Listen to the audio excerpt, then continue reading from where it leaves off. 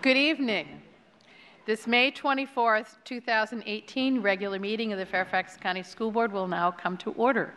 Please rise for the Pledge of Allegiance, a moment of silence, and the performance of the national anthem by the Poe Middle School Sinfonia under the direction of Kathy Augustine. I pledge allegiance to the flag of the United States of America and to the republic for which it stands, one nation, under God, indivisible, with liberty and justice for all.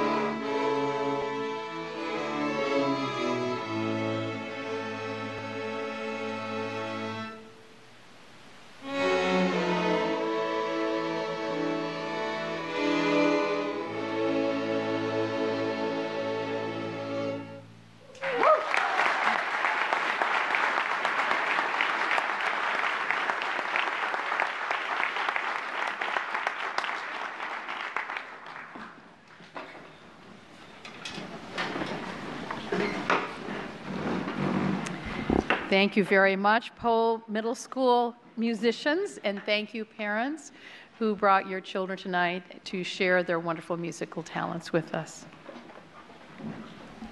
In order to comply with Section 2.2-3712D of the Code of Virginia, it is necessary for the Board to certify that since the Fairfax County School Board convened a closed meeting on April 12th,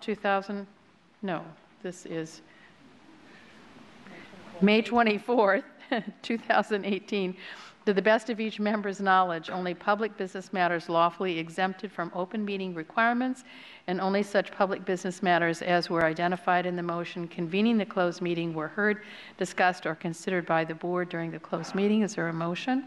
Moved by Ms. Hines, seconded by Mr. Moon. All those in favor? It is unanimous.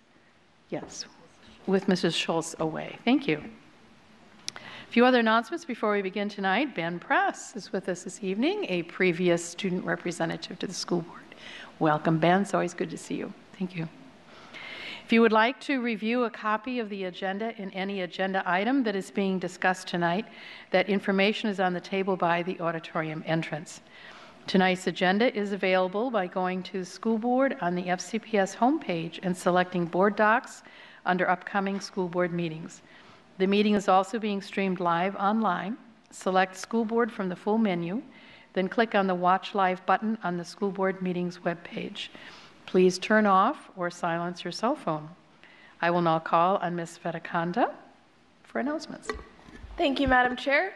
June is National Safety Month. Each June, the National Safety Council sponsors National Safety Month. This year's theme, Safe for Life, reminds us that safety is no accident. It is a choice we need to make throughout our lives, as we're all empowered to make safe decisions for ourselves and those we care about. Over 186,000 FCPS students depend on school employees to provide a safe environment in schools. Prevention, identification, and abatement of hazards are integral parts of every employee's job. The FCPS Office of Safety and Security has established emergency plans and provided appropriate trainings for employees to cultivate safety throughout the school district. Thank you. Thank you. I will call on Ms. Darnette Koufax. This is Gun Violence Awareness Month. Ms. Darnette Koufax. Thank you, Madam Chair. Prior to reading this about the Gun Violence Awareness Day, we were once again last week reminded of another tragedy that hit Santa Fe, and I'm hopeful. This is the third year running that I am reading this proclamation, and I am hopeful for the day where I no longer have to read it. National Gun Violence Awareness Day is sponsored by the National Academy of Pediatrics and the National PTA, among dozens of other groups. This day of awareness is acknowledged nationwide by a movement to wear orange to honor victims and survivors of gun violence. High school students in Chicago began the Wear Orange campaign in 2013 on the birthday of their friend and gun violence victim, 15-year-old Hadia Pendleton. Hadia was killed in a Chicago park just after taking final exams. On average, 48 children and teens are shot and 7 die from injuries each day in the United States. One tragic example comes from the community where both of my children attended high school. In November 2015, Edison High School graduate Joe Bowes was a victim of senseless and random act of gun violence in Norfolk, Virginia, where he attended Hampton University. The color orange symbolizes the value of human life. In 2013, teens on the south side of Chicago asked classmates to honor their murdered friend by wearing orange. That simple call to action has grown into a national movement, and orange is becoming the symbol of gun safety. Millions are coming together to fight for an end to gun violence in America. The school board recognizes the effort to bring more awareness and remembrance to the victims of gun violence by those wearing orange on June 2nd for National Gun Violence Awareness Day. At this time, I would like to invite Ms. Karen Vaught of the Virginia chapter of Moms Demand Action for Gun Sense in America and all those in the audience who are here tonight in support of National Gun Violence Awareness Day.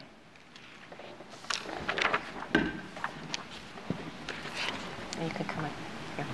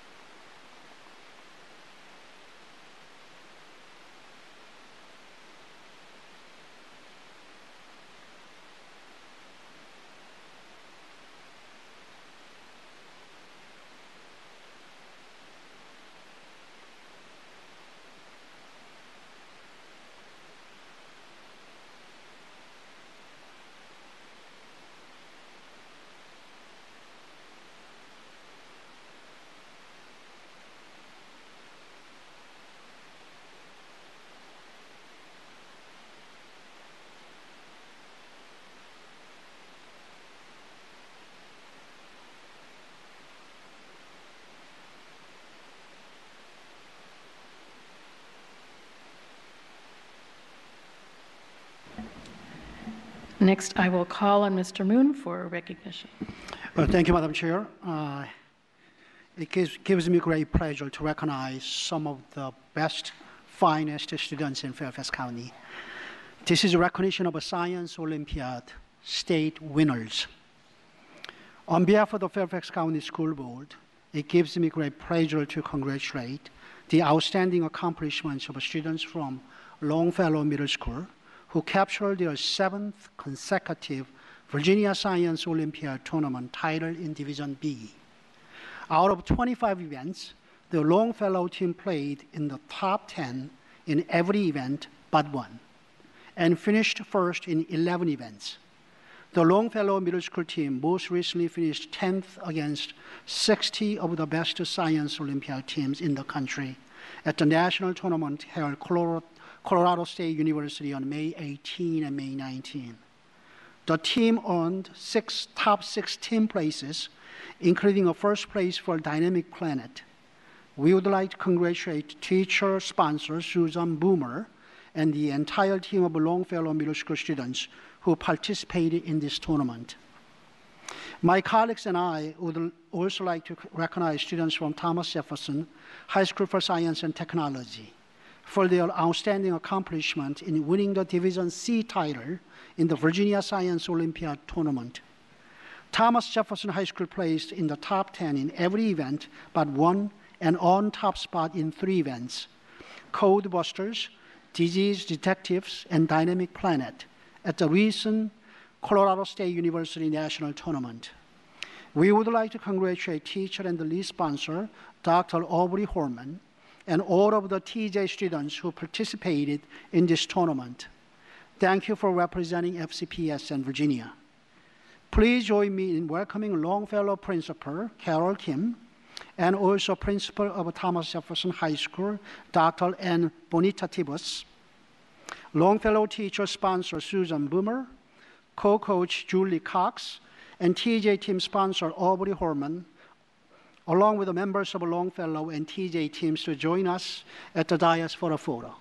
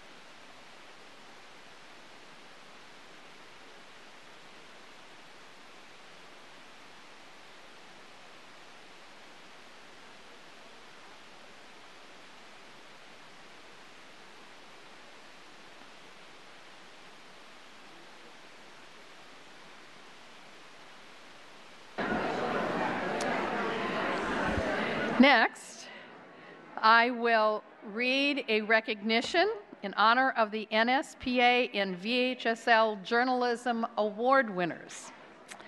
Tonight, the Fairfax County School Board would like to congratulate the McLean News Magazine, The Highlander.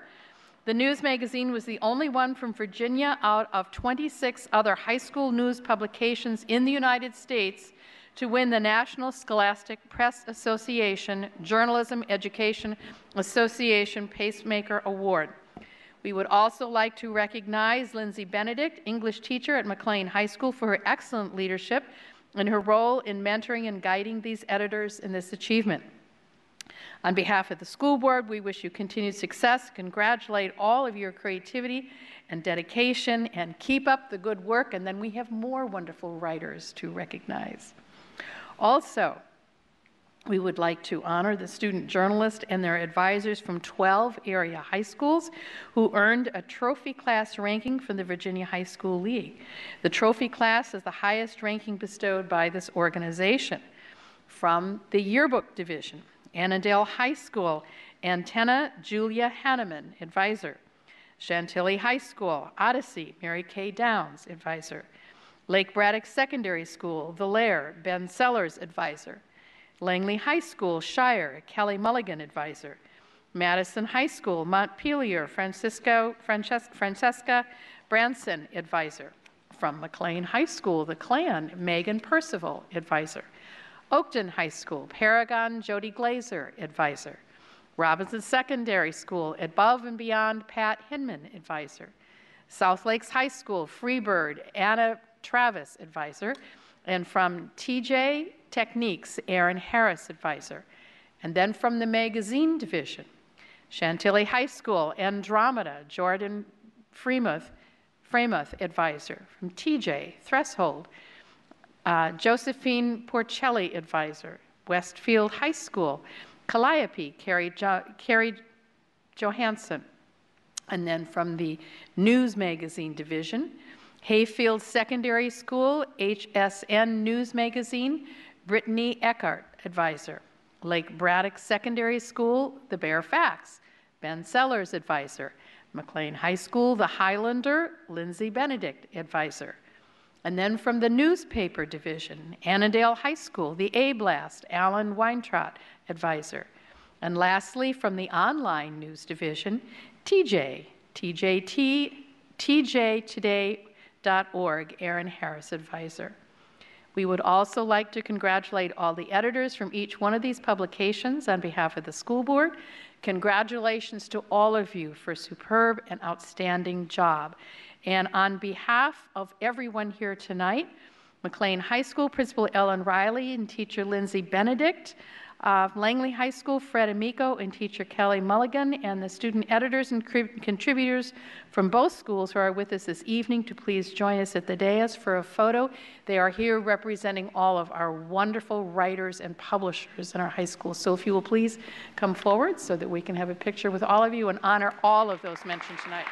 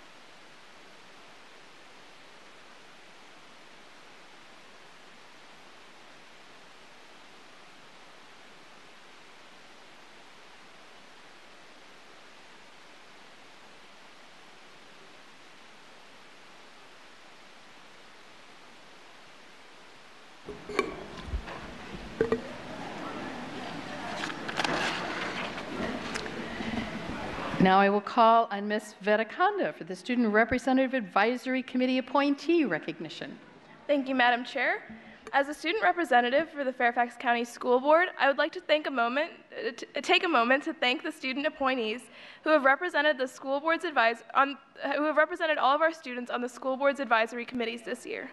Your dedication to advocate on behalf of students from all parts of Fairfax County and to serve these communities is truly commendable. I personally understand the hard work you have all endured to attend school, spend time with your family, finish all of your homework, and participate in extracurricular activities while serving brilliantly on your respective committees. The Fairfax County School Board and I would like to recognize each of you individually. Catherine Chiang from Oakton High School, who served on the Adult and Community Education Advisory Committee. Angie Sohn from Thomas Jefferson High School, who served on the Advanced Academic Programs Advisory Committee. Shreya Chapiti from Thomas Jefferson High School, who served on the Advisory Committee for Students with Disabilities. Ian Moritz from Thomas Jefferson High School, who served on the Career and Technical Education Advisory Committee. Mitra Dinakaran from Thomas Jefferson High School, who served on the Family Life Education Curriculum Advisory Committee as its 11th grade representative. Paola Henriquez from Chantilly High School, who served on the Family Life Education Curriculum Advisory Committee as its 12th grade representative. Nishita Vedakonda from Thomas Jefferson High School, who served on the Family Life Education Curriculum Advisory Committee as the 9th grade representative.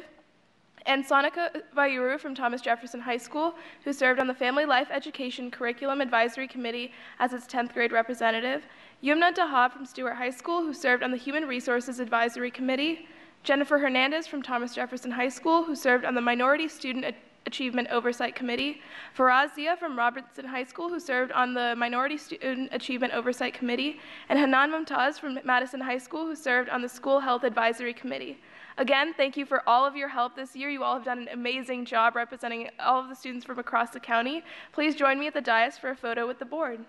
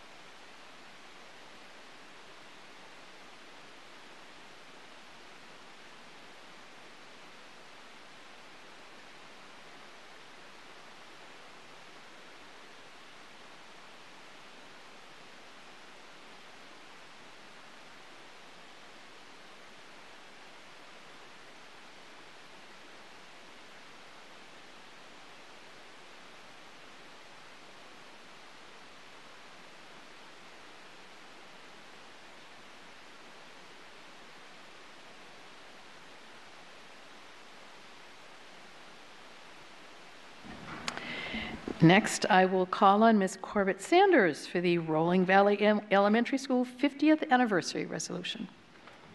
It's my great pleasure to recognize the 50th anniversary of Rolling Valley Elementary School.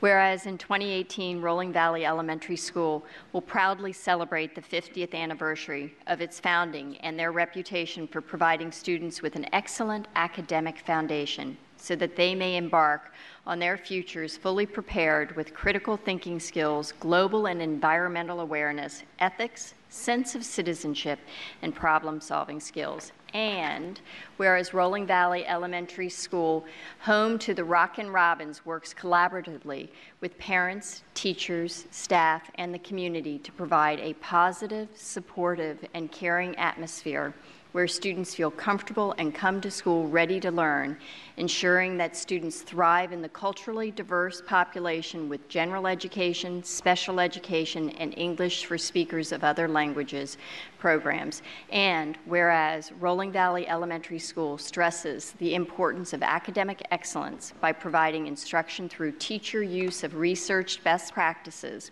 and strategies that support student-centered learning, ongoing student assessments, and continuing school-based staff development. And whereas Rolling Valley Elementary School's active PTA supports student achievement and the education of the whole child by sponsoring before and after school programs such as Flex and Mad Science.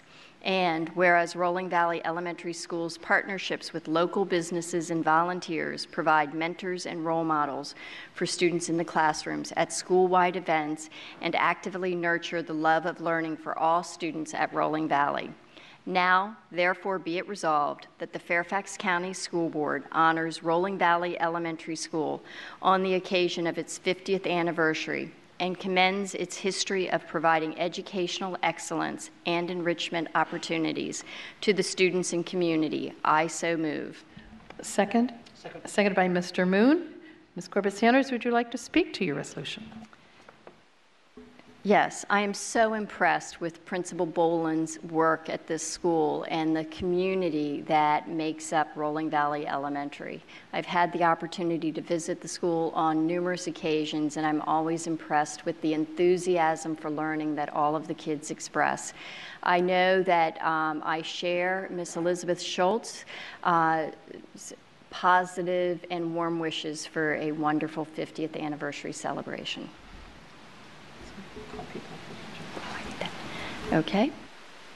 At this time, I'm pleased to invite Principal Maureen Boland, Assistant Principal Jessica Da Silva, PTA President Meredith Brody, PTA President-elect Jenna Barron, and the Rolling Valley teachers who are here this evening to please join me at the dais for a photo with the board. And all those in favor of this resolution?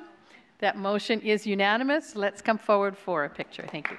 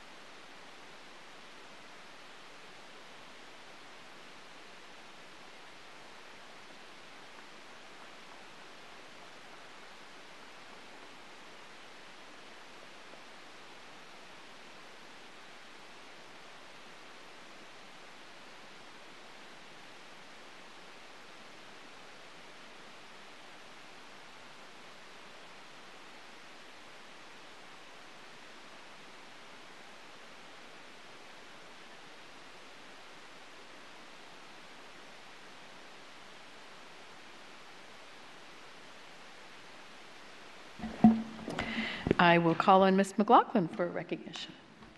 Thank you. On behalf of the Fairfax County School Board, it gives me great pleasure to honor and congratulate the 26-member team from Robinson Secondary School who competed in the 2018 Virginia Future Business Leaders of America State Leadership Conference. Robinson Secondary received top honors in several events, including Most Outstanding Chapter, State Service Project for Project Ask, as well as the largest chapter. Robinson also finished top 5 as a chapter in the Partnership with Business event and the American Enterprise event. Congratulations to FBLA advisors Ann Chapman and Carol Wilt, at the Robinson Secondary who led these students to such a great accomplishment. And to all of the students, congratulations on this remarkable and well-deserved achievement. Are Ms. Chapman and Ms. Wilt here this evening? Can you please stand?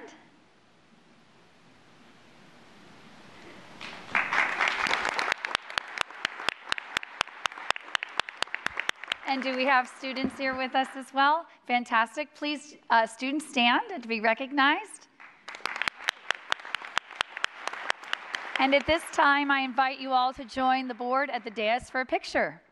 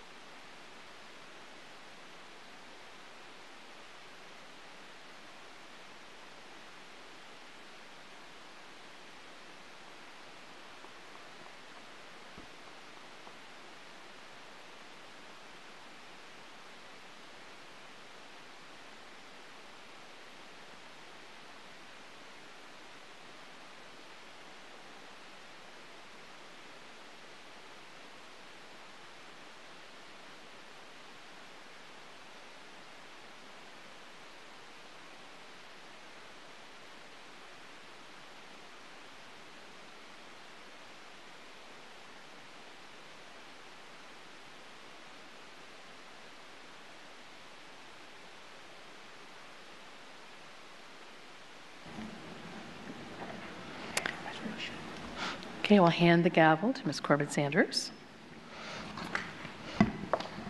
I call on Ms. Strauss for the resolution honoring Steve Lockhart. This is a bittersweet resolution, but it's also a celebration. Whereas Dr. Stephen Lockhart has served Fairfax County Public Schools for 4 years with excellence, distinction, and dedication as the Deputy Superintendent since August 1st of 2014 and as Interim Superintendent from November 2016 to July 2017. And whereas Dr. Lockhart has overseen the offices of the 5 FCPS regions, the Office of the Chief Academic and Equity Officer, the Department of Human Resources, the Hearings Office, the Office of School Support, and the Office of Student Activities and Athletic Programs, and supported each one with strong leadership skills, strategic forward-thinking, and thoughtful intentions. He has embraced and supported FCPS's Portrait of a Graduate, and work to align best practices with the 4 goals of the FCPS Strategic Plan, IGNITE: student success, caring culture, premier workforce, and resource stewardship. And whereas the Deputy Superintendent, he led the creation and implementation of Project Momentum, a newly designed school support model that set the standard of school improvement for the Commonwealth. He ensured that Project Momentum provided support to our schools at greatest risk of losing state accreditation and oversaw the dramatic decline of schools designated with accredited with warning status by VDOE. And as the interim superintendent, he developed and created a new support structure for all schools by creating the Office of School Support. The new office expanded on his previous work of Project Momentum with the focus of increasing the academic achievement of all students. He was instrumental in ensuring that all offices worked together in a collaborative manner to move the division forward. His motto of winning was all about the team and never the individual or department. And whereas in October of 2016, Dr. Lockhart was selected to serve as interim superintendent at a time of transition for FCPS, guided us through a difficult budget process, oversaw countless initiatives, and provided strong and effective leadership until the new superintendent was named. He then provided guidance and counsel through another important transition. Whereas Dr. Lockhart oversaw the reorganization from clusters to region offices in efforts to promote collaboration, cohesiveness, and alignment of services between the regions and our various departments to better support the 198 schools and 189,000 students. And he worked tirelessly to collaborate with administrators, staff, and school board to ensure the continued success of all students of Fairfax County Public Schools. Now, therefore, be it resolved that the Fairfax County School Board extends its highest commendation and deepest appreciation to Dr. Stephen Lockhart for his commitment to public education, his inspirational leadership, his unwavering dedication to and support of the students, teachers, and staff and administrators of Fairfax County Public Schools, and also warmest congratulations and best wishes on his new position as Superintendent of Carroll County Public Schools. I so move. Is there a second? Seconded by Ms. Hines. All those in favor? Mrs. Strauss, would you like to speak to your motion? Very briefly, we will ask Dr. Lockhart to come down because we will also be offering personal congratulations and best wishes. I should have mentioned that Dr. Lockhart does walk on water. It is amazing when we list all of the departments and projects that you were involved in. You definitely took us through some interesting chapters, some major reorganization, and a tremendous implementation of Project Momentum that took us so far down the road to improve student achievement. So we are so very grateful. Ms. Hines, would you like to speak to your second? Sure, I'll jump in second here. You know you're going to hear from all of us, right?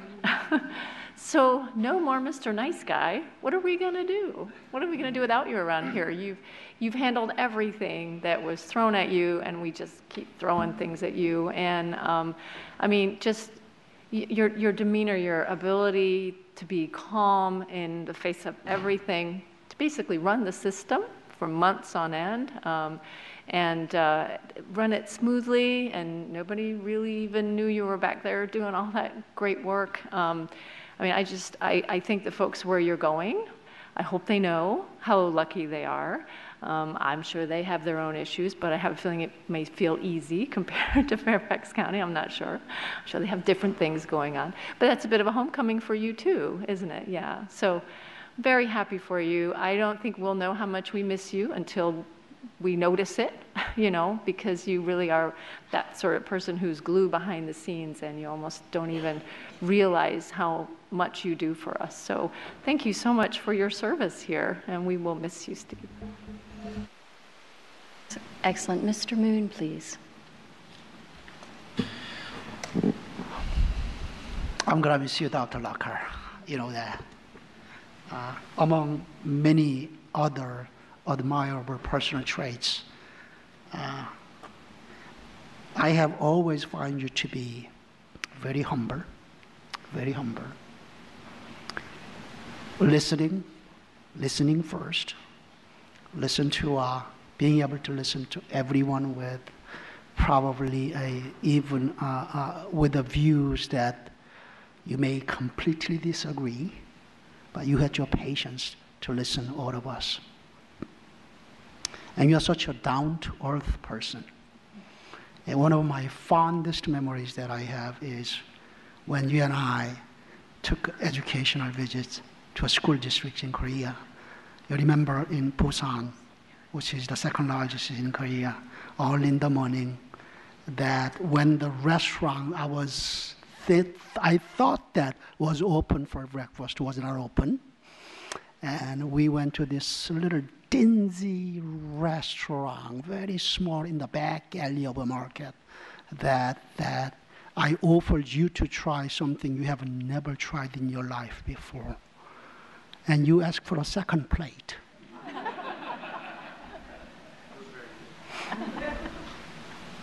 I love that. And I know that it is a blessing. It has to be a blessing for you to go to a school district where, you study from, you graduated high school from, where your own father was a superintendent at one point. It's got to be a tremendous honor for you and your family and your children especially. And I wish you well, but you are only a couple of hours, maybe 1 hour and a half from where I am.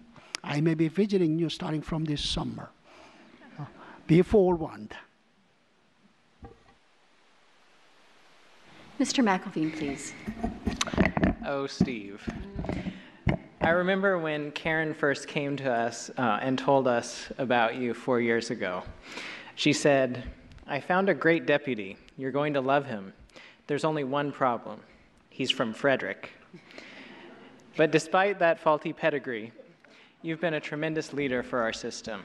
You've been a friend, and yes, you've never complained about your 3-hour commute each day across the American Legion Bridge, for which you certainly deserve a medal.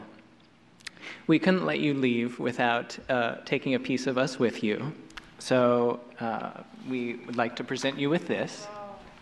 And just so you know, when we come to visit you in Carroll County, we expect to see this right in the middle of your wall. So anyway, Steve, as Mr. Moon said, you've truly been a blessing for our system. We will miss you, and we're just glad you aren't going to Frederick. You're going to Carroll. Bye. Ms. Evans, please. Thank you very much. I had the great honor of serving as chair during the time that Dr. Lockhart was our interim superintendent. So I can say without a doubt that he is going to be a tremendous superintendent where he goes. He went into that role very impressively, very seamlessly.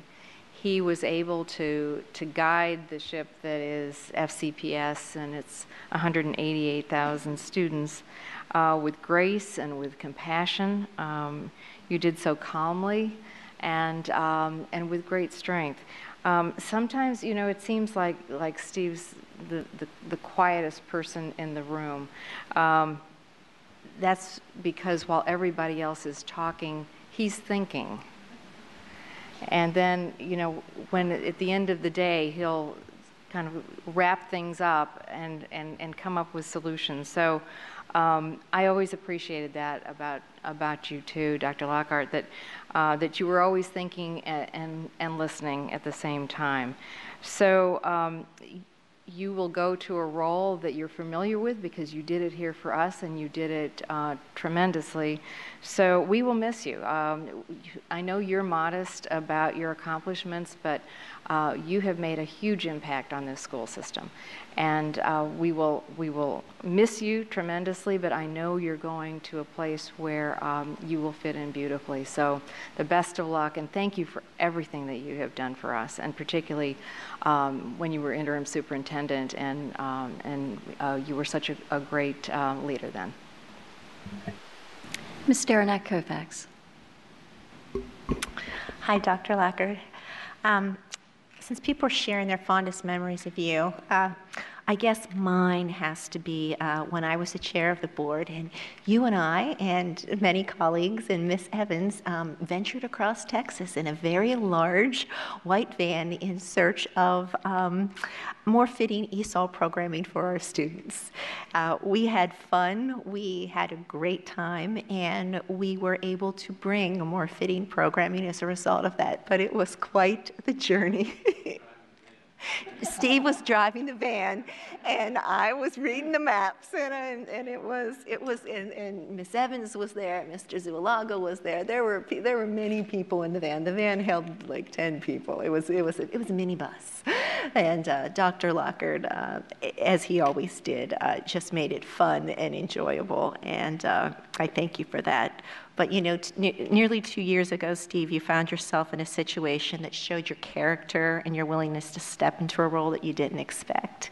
And that wasn't easy for you. It wasn't easy for you personally or your family because you didn't expect it. And but you stepped into that role as interim superintendent, and you took the reins with a steadfastness, a heart, a great heart.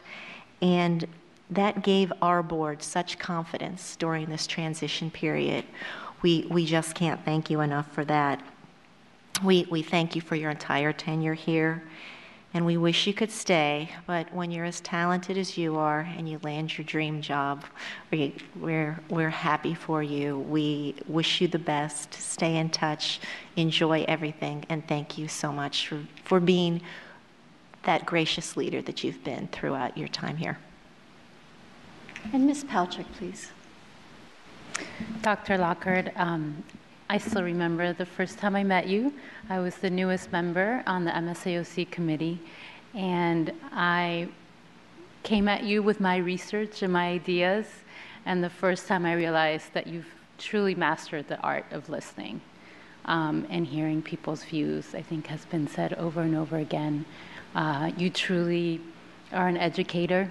You care about all of our children, and because of that, your own children have missed out on countless hours with you from us and from the road that I hope they will gain back.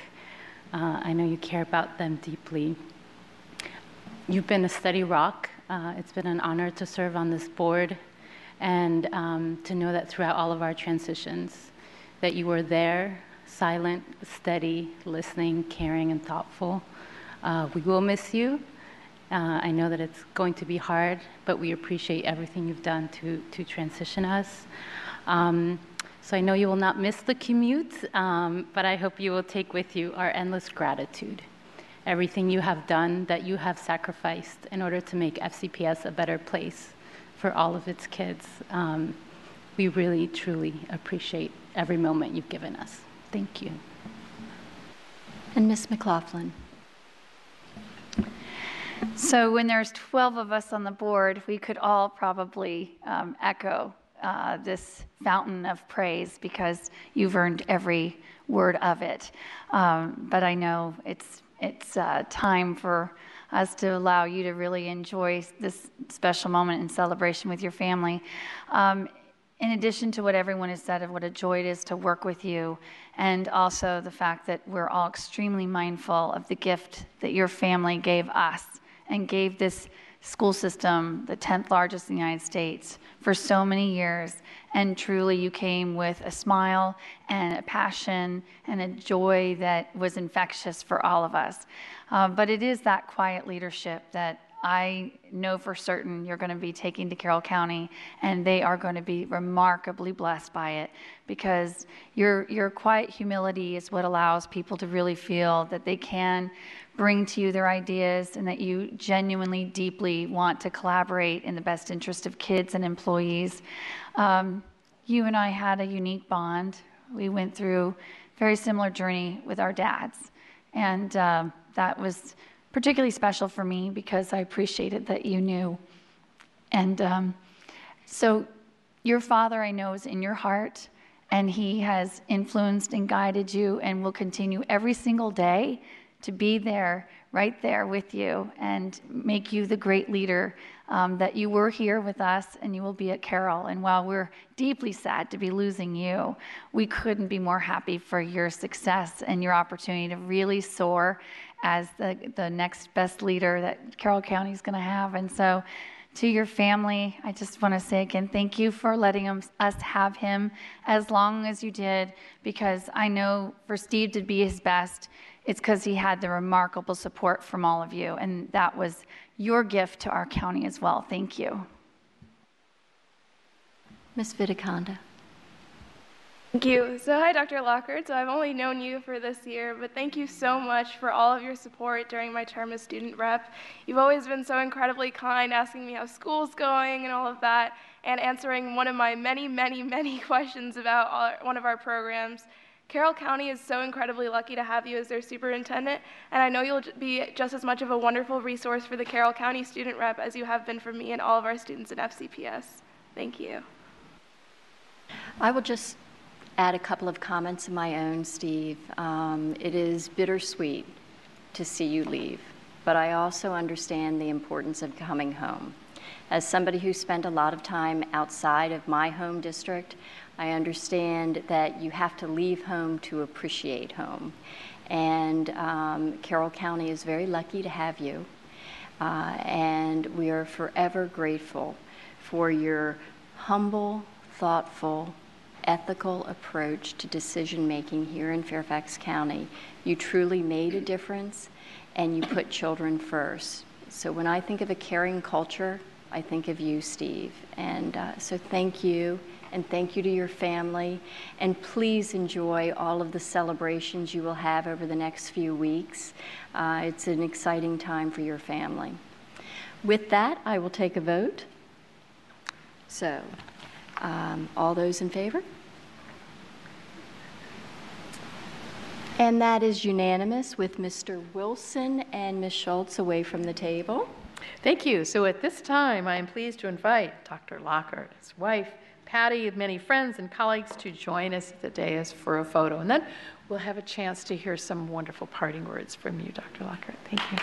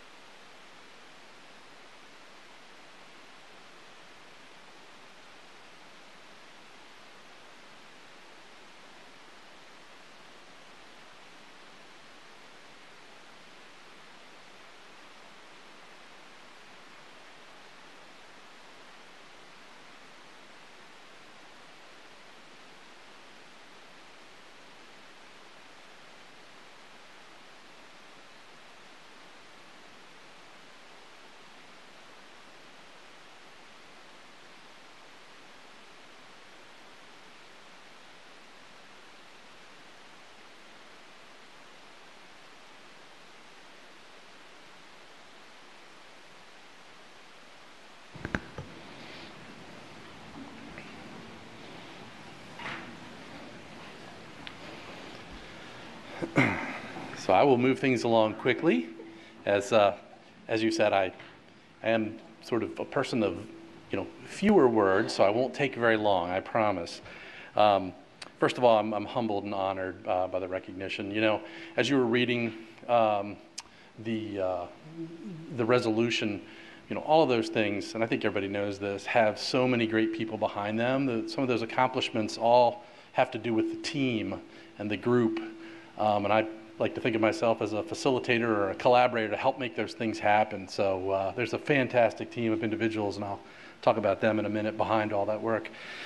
But first, please know what a pleasure and honor it has been for me to serve Fairfax County Public Schools these last 4 years.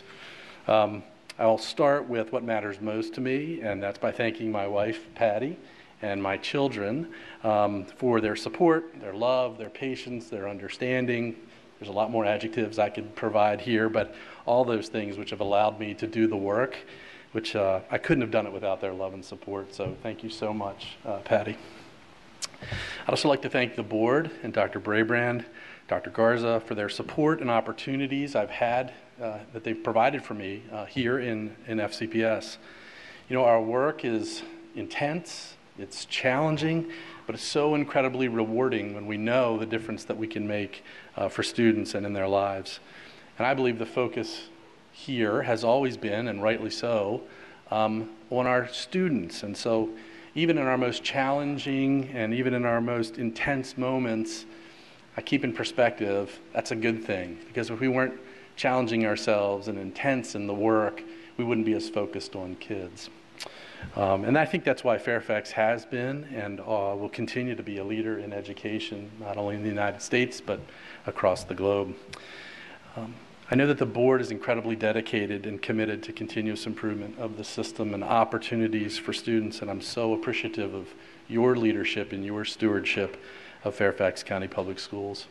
I'm also certainly honored to have had the opportunity to work alongside Dr. Brabrand this past year. His energy, commitment, and dedication to this system are incredible, and I know under his leadership, the system is going to continue to thrive. So thank you, Dr. Brabrand.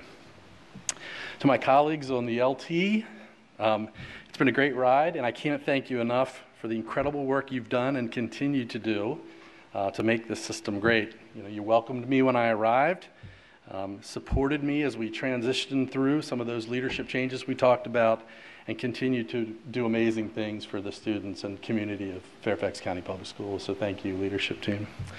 To our incredible teachers, principals, and casts of thousands of support staff and other employees throughout our system, I'm so thankful to have had the opportunity to work alongside of you, to learn from you, to see your amazing talents on display each and every day in our system, and for the difference that you have made in the lives of our students. And it's because of all these experiences I've had over the past several years in FCPS to lead and to learn and to grow myself that I now have a great opportunity to return to my hometown of Carroll County, Maryland.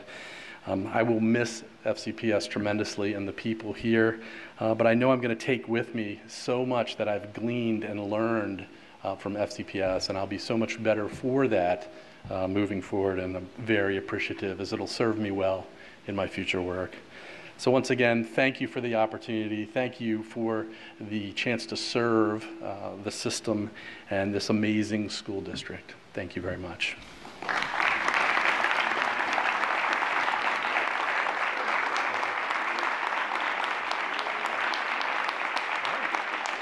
Okay, thanks. Thank you.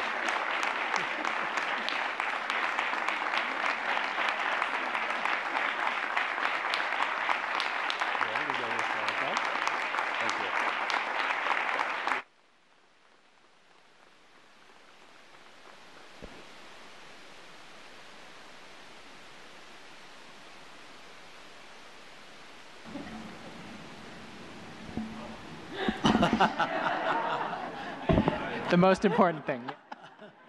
You have to take a little of us with you. We are just so pleased that Dr. Lockhart is actually going on to his life's ambition to be returning as a superintendent in Carroll County. So it is indeed, not only are we grateful for what he has done here, but we are so pleased that he is going to the position that he has wanted, I think, for his entire life. So he will follow in the footsteps of his distinguished father. What a wonderful accomplishment. The next order of business is citizen participation. Tonight, 10 citizens have signed up to address the board, and we also have one video testimony. Speakers are requested to limit their remarks to not more than 3 minutes. The school board will not hear statements involving issues that have been scheduled for public hearings, such as capital improvement program, budget, and boundaries. Complaints regarding individual students or school-based employees should be directed to the appropriate school principal or other school official. Speakers should refrain from using personally identifiable information in connection with an individual student. Speakers are expected to deliver their comments with a decorum and respect appropriate to the conduct of the public's business. Please be mindful that there are often young children in attendance at these meetings or watching at home. So language should be appropriate for all age levels. Thank you for your cooperation, and thanks to those who have come to speak tonight. Our first speaker is Mary Beth Stile.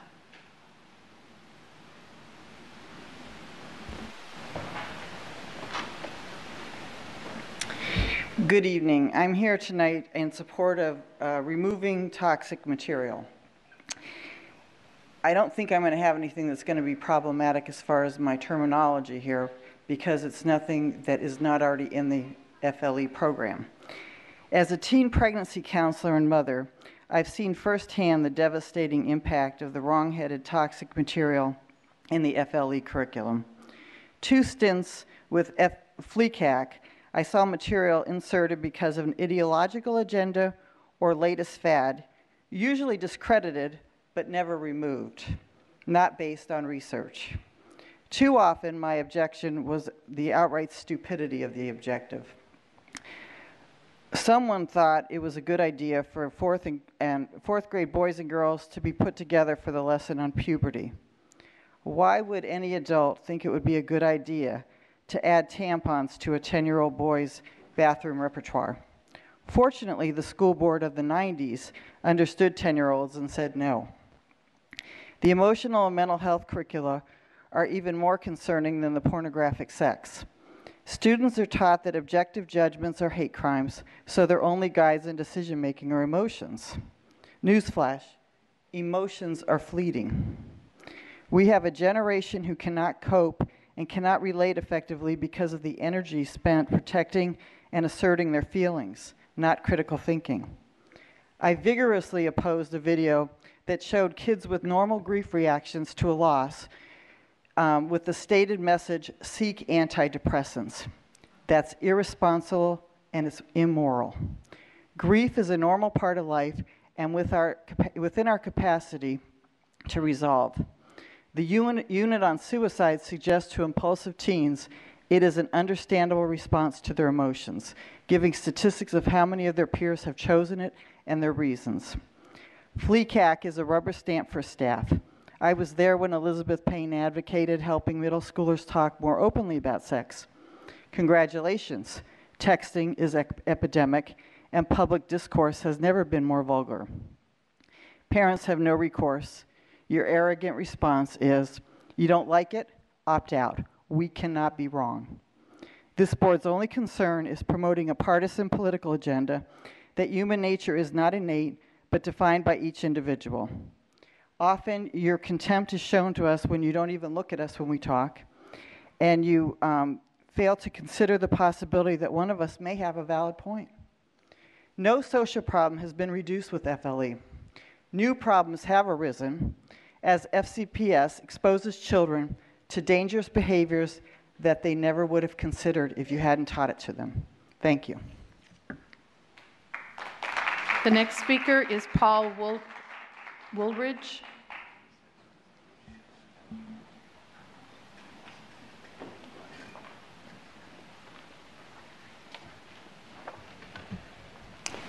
Thank you. Good evening, school board members, and thank you for the opportunity to speak to you tonight. My name is Paul Woolridge, and I have been a resident of Fairfax County for more than 30 years. I also have 2 children who grew up in the Fairfax County Public Schools that you oversee. We're all aware of the recent rise in incidents of school gun violence, and I support anything the school board does to promote a safer environment in that regard. I also support anything the school board can do to support a safe learning environment for all students, including LGBTQ students, especially LGBTQ students, and I definitely thank you for your efforts so far in promoting a more inclusive environment.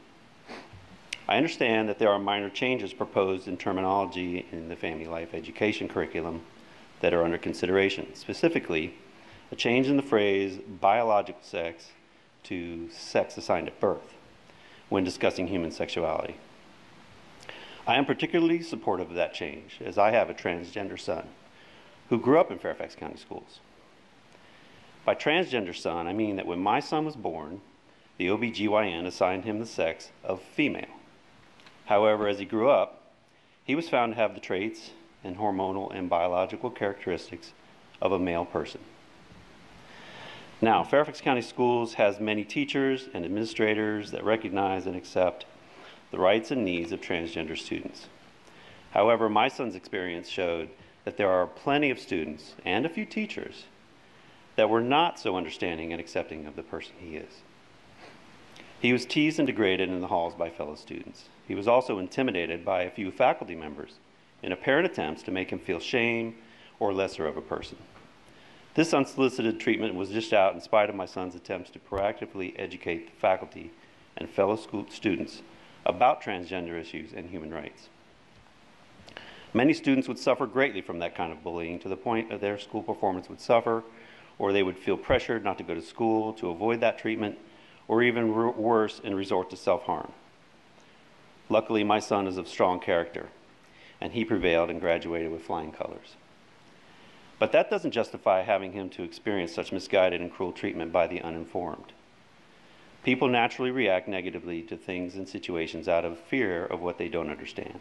And I believe that the proposed changes in the terminology in the FLE curriculum would help promote better understanding of the transgender people by students and faculty, as well as other parents. So I encourage you to support the term sex assigned at birth in the FLE curriculum.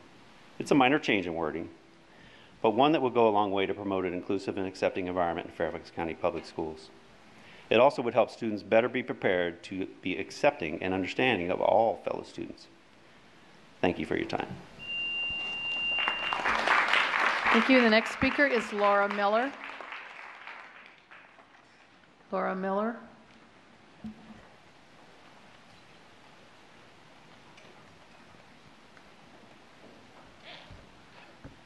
Good evening. I have great concerns for all children in FCPS if you can properly handle hazardous materials in schools and the contracting for such jobs. The EPA's top recommendation for handling hazardous materials in schools is to establish a process of being transparent and ensuring success in disseminating information through informed consent and receiving feedback with diverse committee membership, including parents. I'm afraid this did not happen in several of the programs that are currently running through FCPS and are putting a lot of people's children at harm and possibly unconstitutionally violated.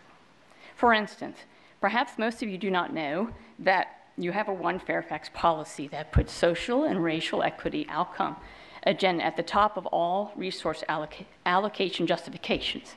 Restorative justice is a similar program. It's under there, and where you do arrest or don't arrest certain people from certain groups because of the equity outcome, sort of like Broward County did in Florida. Well, how is this going to impact our honest dealing with hazardous materials? To keep the federal funds tap flowing and not be charged with discrimination, will your contractors work to hide evidence of hazmat at schools that have a majority of blacks or Hispanics or an LGBT student because you wouldn't want anyone to know that you had an unequal amount of hazmat materials at their schools? And that would keep your federal funds coming? Would your contractors on the other side completely ignore and put to the bottom of the list, way below school name changing, for instance, if you found hazmat materials at schools that are majority of Asian and Caucasians or religious, because they're not protected? I don't know. Now, what about your committee to decide about hazmat contracts? Is it going to be a mirror of Fairfax County? FLECAC wasn't. Neither were most of your committees. FLECAC was majority homogeneous, white, sexually progressive school staff with a few progressive citizens and equally progressive students. That, to me, does not make up your county. You actually have about 98% that are not like that. What about them? Now, you say, well, we have all their consent. Everybody opted out. Opt out. When you have 98% that probably disagree with the majority of what is in FLE now, and yet your statistics show in your program profile, according to CICUS, your friends, that you have less than 2% opting out. That is not informed consent. That is proof of failure of informed consent. You are not disseminating the information to everybody. And there are at least a dozen other reasons why they are probably not opting out. And therefore, it's called not informed consent. They're confused. They haven't been truly informed. Maybe they're under duress. Maybe they're coerced, intimidated, misled. Maybe their kids are actually being bullied by others to when they do opt out. They're being ostracized. Maybe they're afraid. Thank you. The next speaker is Kathy Mallard. Kathy Mallard. Is Kathy Mallard here?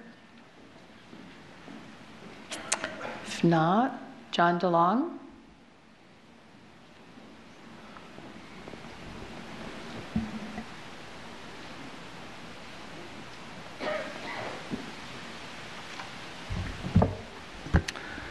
Good evening. Thank you for the opportunity to address the board this evening.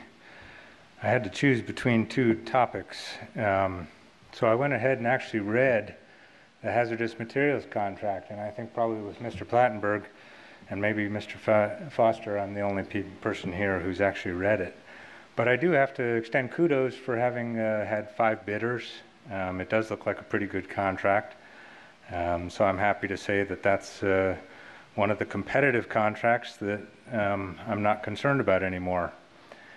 I did also look at the same time through the Virginia Public Procurement Act and find that in the very front of it, it says, "It is the intent of the General Assembly that competition be sought to the maximum feasible degree, that procurement procedures involve openness and administrative efficiency." Now, I've come before you several times over the past several years, and we've had everything from the Arca-Sun Shasta Keating contract to the Synergistics contract to the Battelle for Kids contract, and we're now trying to find some more information on all the other contracts, but we seriously got a problem here. And the people who've been on the board for a long time know this. So we've got to address this competition for contracts. We've got to reduce the number of sole source contracts, which are not legal under the Virginia Public Procurement Act. That's not associated with the intent of that act. In the latest 2018 contract audit, there were reported to be 709 active FCPS contracts, of which 237, approximately a third, are sole source non-compete contracts. What's going on? How are we managing the resources of this large system when we're giving money away in contracts that can't be found publicly, that aren't subject to competition? And I go back and find this from 2011. So this has been going on for a long time. So I really urge you to look at this.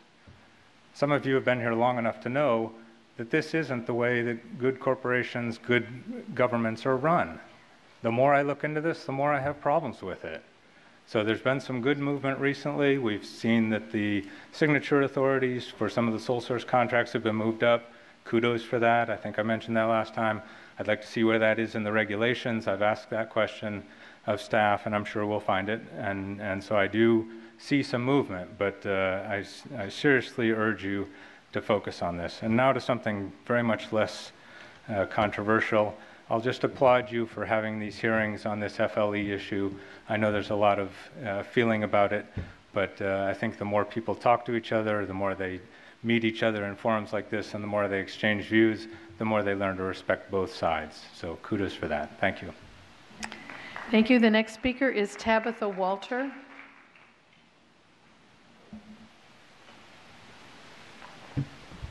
Hi, good evening. My name is Tabitha, and my husband and I recently moved into Fairfax County. I appreciate the opportunity to speak to you about hazardous material.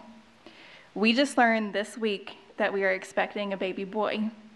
We learned this not through an ultrasound, but through a blood test, even before he is born. But this board is about to teach students that it is impossible to know a baby's sex, that biological sex is meaningless. That is hazardous material for young minds. It tells them they can't trust that what they read in science books, what their parents tell them, or what they see with their own eyes. As I said, we are new to the area, and I have to say, we were shocked to learn that it's this school board's policy to automatically enroll all children in highly sensitive, controversial sex ed lessons without getting their parents' permission first. That is outrageous. You ask for parents' permission before giving an aspirin, even before going on a field trip to the library. But you don't ask our permission before teaching children that they were not really born male or female, or that they can transition to another sex. Trying to hide behind the right to opt out doesn't work for me. That's just a way for you to take advantage of busy parents, working parents, or of immigrant parents with language challenges. That's just another way to say we're going to do it whether you like it or not. Stop us if you can. Here's a question for you. What do your sex ed lessons teach about failure to say no? Do you teach that if a girl fails to say no, she really means yes? Of course not.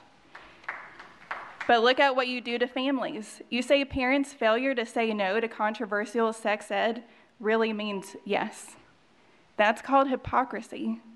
I never want to tell my little boy to think he was born in the wrong body. And I will protect him from that propaganda with every fiber of my being. How terrible to realize that who I'll have to protect him from the most is his own public school. In closing, on a separate topic, I'd like to close by remembering Fairfax County student Wesley Lepicki, who lost his life last Friday. I want to express my deepest condolences for his family. May God provide comfort to them during this time. Thank you.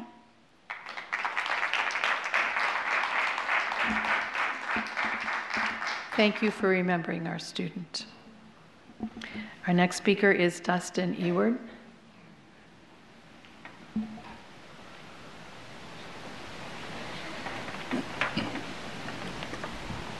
Good evening.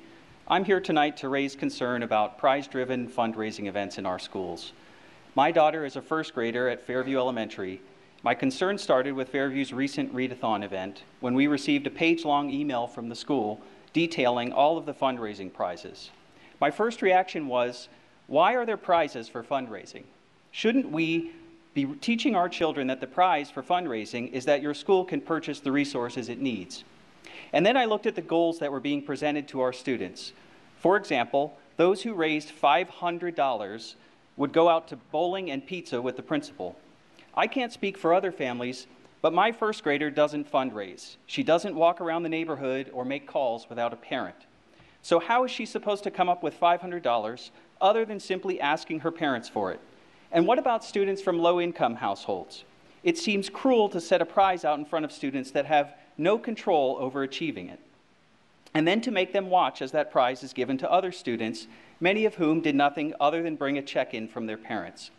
This competitive fundraising environment creates pressure for our young students. Halfway through the readathon, my daughter heard an announcement at school that they had not yet reached their fundraising goal. She came home that evening and literally dumped out her piggy bank and told us that she was going to bring in every cent that she had because her school really needed it. As I read down that list of prizes for the readathon, another one that stuck out to me, students who brought in $50 had the opportunity to win various one-on-one experiences with faculty, like an hour of coding with the school technology specialist. I could not believe our public school was offering supplemental instructional opportunities to students based on how much money they brought in. How did we get here? Given competition to raise more and freedom to use whatever means necessary, schools seem to be taking cues from the commercial world. The prize-driven elementary school fundraiser is like the checkout lane candy. If you want parents' money, dangle something irresistible in front of their children and get them to whine and guilt the parents into submission. It is effective. Fairview doubled its readathon proceeds over last year's, where there was less emphasis on fundraising prizes. But are we really okay stooping to this level, allowing kids to be excluded, placing yet another pressure on them? Is any of this even necessary? Why can't principals just focus on clearly articulating their needs directly to parents and asking the parents to fund the school's critical needs? Funding our schools is not our children's job. FCPS has policy for this, but it is not being adhered to and needs relooked. It says principals can encourage students to fundraise, but also says that it's optional. What 5 or 6-year-old thinks that what the principal encourages them to do is optional? And how would a parent opt their child out of an event like the readathon that goes on for weeks? I've raised these concerns through administration and was essentially told, hey, they're making a lot of money. I ask that you'll take these concerns more seriously. Thank you. Thank you. The next speaker is Desiree Wilkinson.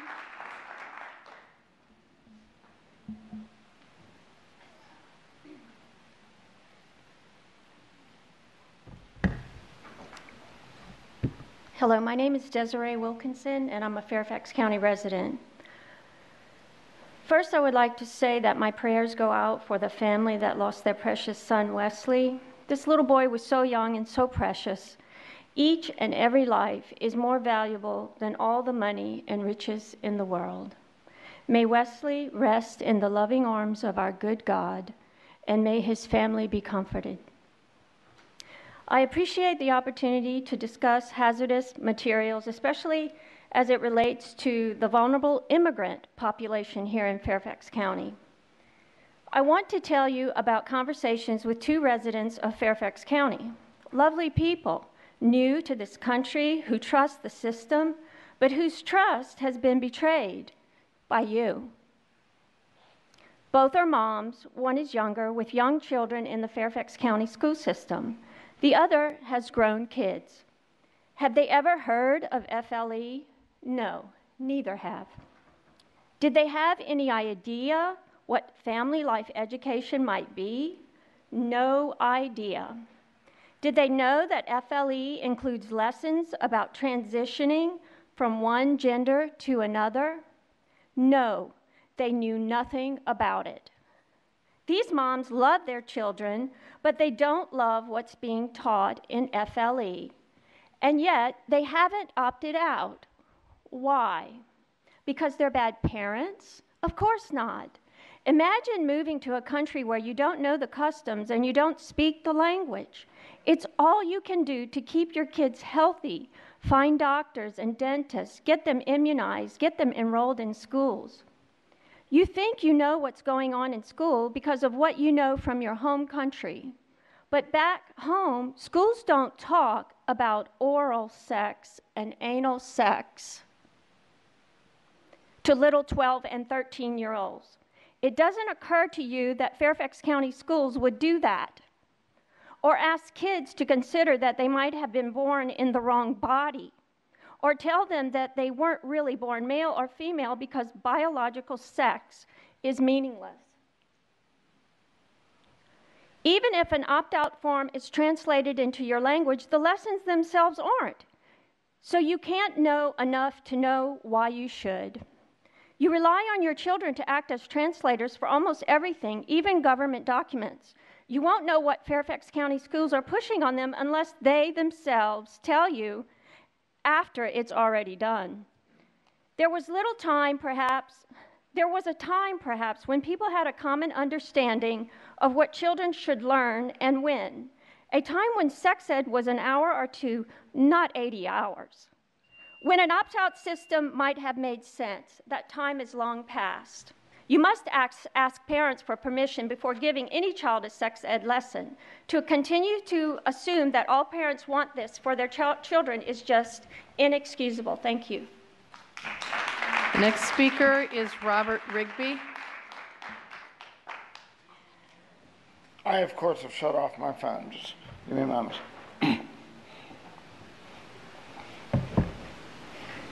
Good evening, school board members, Dr. Brabrand, and senior staff. I want to thank you for the progress made thus far for LGBTQ children and LGBTQ families. Fairfax County is living up to its promise to include all people.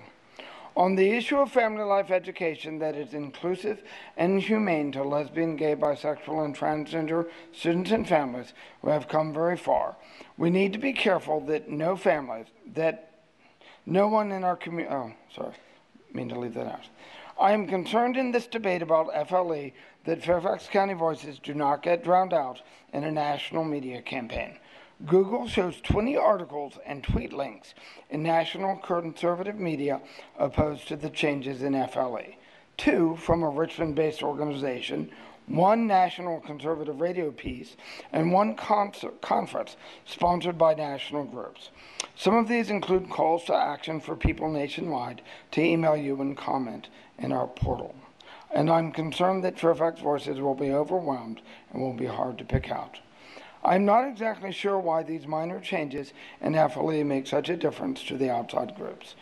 On the Family Research Council radio show, the trope was proposed that Planned Parenthood is pushing its agenda on us in FLE, which is absurd. The impression I got was that all of this started in February when a national anti-trans group pushed curriculum changes that were intended to frighten kids about being transgender, and that the FLECAC rebelled. The whole media campaign tells me that there is not so much a grassroots objection to our family life education curriculum, but rather a well-operated public relations or media office. I want to make 2 notes on PrEP. On May 15th, it was approved by the FDA for adolescents over 77 pounds, negating the only argument against it. Some people say that it is for gay and bisexual men and sex workers. I say, should we not value those lives? But also, a major use of PrEP is for married or partnered couples where one person has HIV and the other does not. One person has HIV and the other does not. PrEP relieves those families of fear and maybe keeps those marriages together. Most people I know personally who use PrEP are in that situation. Thank you for listening. The next speaker is Larry Bussey. Is Mr. Bussey? Yes.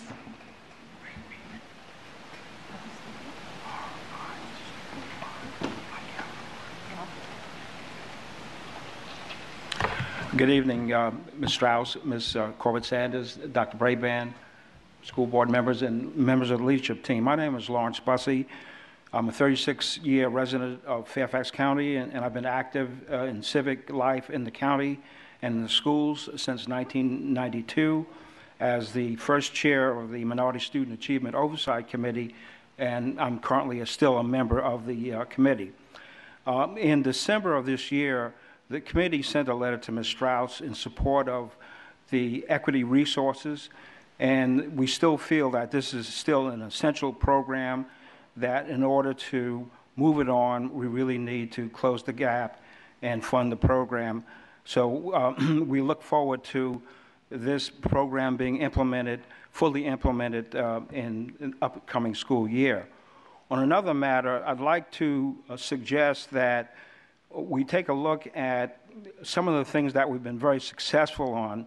The committee has looked at available data that shows that the school resource officers, that the felony charges and suspensions have gone down in recent years.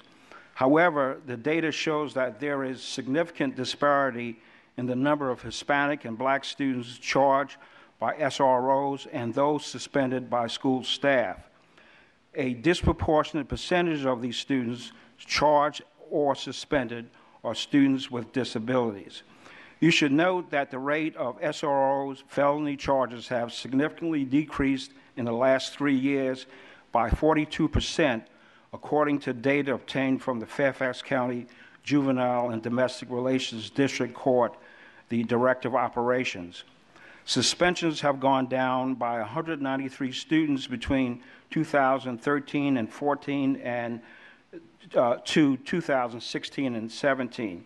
And these are the most recent years that data are available. With respect to suspensions, Fairfax County's method used for everyday bad behavior do not differ from those employed for chronic and serious behavior. MSAOC has found that Black and Hispanic students continue to be disproportionately subjected to more out-of-school suspensions for subjective disciplinary infractions than their white and Asian classmates for infractions such as disrespect, defiance, classroom disruption, inappropriate conduct towards others. We can create and maintain a safe, orderly, and positive learning environment by helping students develop self-discipline by fully implementing in every school and on a school-wide basis our restorative justice, positive behavioral approach, and responsive classroom programs. We feel that, for example, the hearing officer has a legitimate role to play by ensuring due process for students referred thereto. However, we must address the causes of discipline problems and not just the symptoms. Thank you. Thank you. Is Kathy Mallard here? Kathy Mallard? Ms. Mallard? Okay, then we have one video testimony by Monique Baruti. I appreciate that Fairfax County Public Schools takes the safety and well-being of our children seriously and is working to help reduce safety risks caused by hazardous materials like asbestos and lead-based paint. I wish that FCPS would take such care when reviewing our FLE curriculum and also perform some hazardous material removal. Very early in child development, children are taught to differentiate between items. I'm pretty sure most of us are very familiar with the segment on Sesame Street. One of these things is not like the other. One of these things is just not the same. It is important to be able to distinguish a D from a B, for example, when learning to read. What about making a determination between a medicine and a piece of candy? As children get older, they apply this same concept to math. Being able to make two things equal is a foundational concept in algebra. So why does FCPS want to confuse our children's concept of reality? If you tell children that a trans-identified boy is the exact same thing as a girl, they may also question many other things that they have always known to be true. Is it still a hazard to play with matches? Is bleach still hazardous to drink? And if a boy is a girl, then is age real? Or can a 15-year-old be a 21-year-old? What about race? Not long ago, I approached one of Fairfax's foremost LGBTQ activists, thinking that if we just worked together, maybe we could find some common ground on this issue. Certainly, we all just want what's best for children. After about an hour and a half of conversation, I came away more discouraged than ever. It shook me to my core to realize that the activists have no interest in common ground, only to reshape everyone else's concept of reality. According to them, a trans-identified boy is the exact same thing as a biological girl, and that is simply not true and never will be. Should children dealing with identity issues be treated with the utmost respect and compassion? Absolutely. Should FCPS children be taught not to bully others and to treat every single human with dignity? Absolutely. But their understanding of reality should not be warped to meet the demands of gender activists. This hazardous material needs to be removed from our FLE curriculum. Sex is not assigned at birth, and you should be ashamed to try to tell our children otherwise.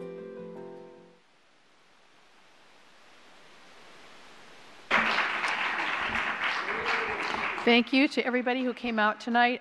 We will take about a 2-minute break before we resume the rest of our activity. After 2 minutes, we will go back to student representative matters and then the rest of our agenda for the night. So give a chance for those people who don't intend to stay for the rest of the meeting. Thank you.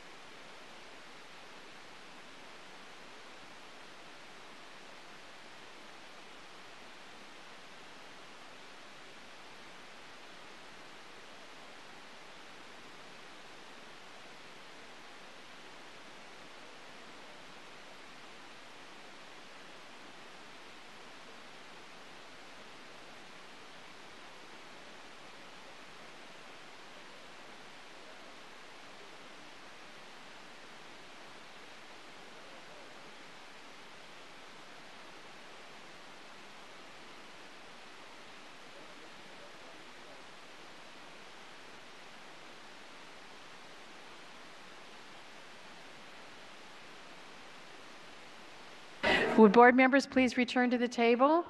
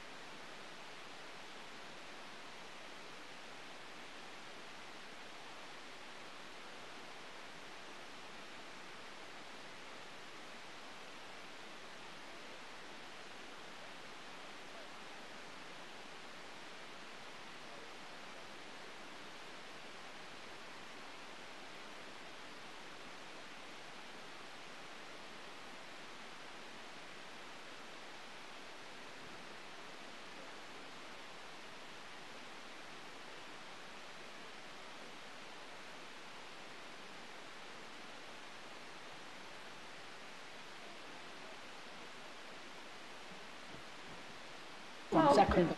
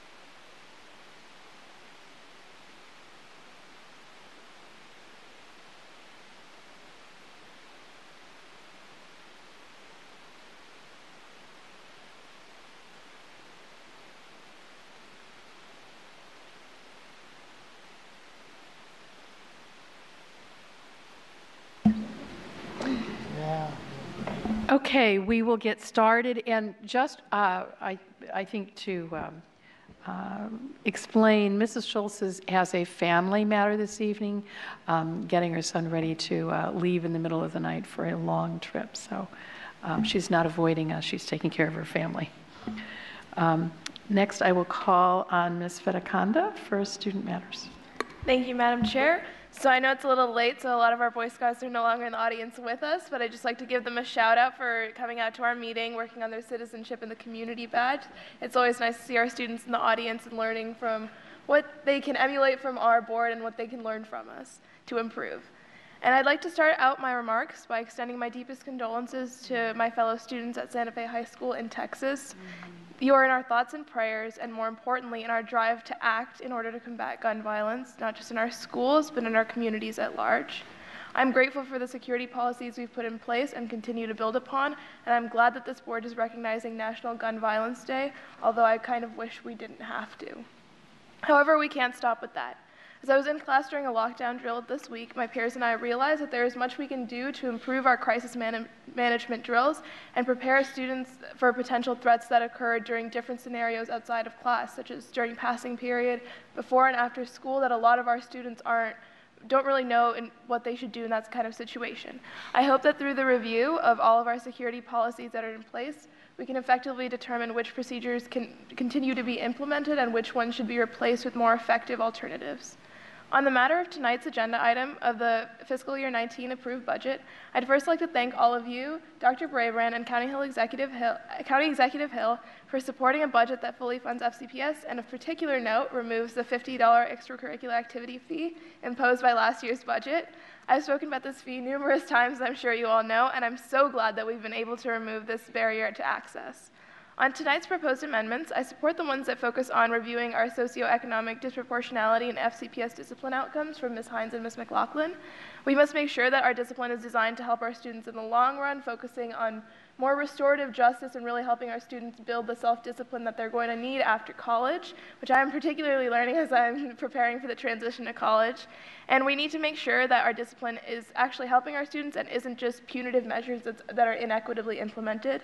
I also support Ms. Palchik's motion to bring our classroom instructional support scale and food services pay scale to the living wage. Everyone who works to support our students' educational experience needs to be able to make a living wage so that they're able to live in the communities that they work and support their students.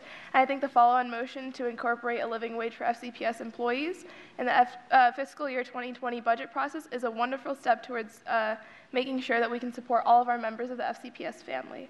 In addition, I support Ms. Evans' follow-on motion to provide full benefits for some of our parent liaisons. I met with a few parent liaisons this past week in Mason District. Ms. Maria is one of them.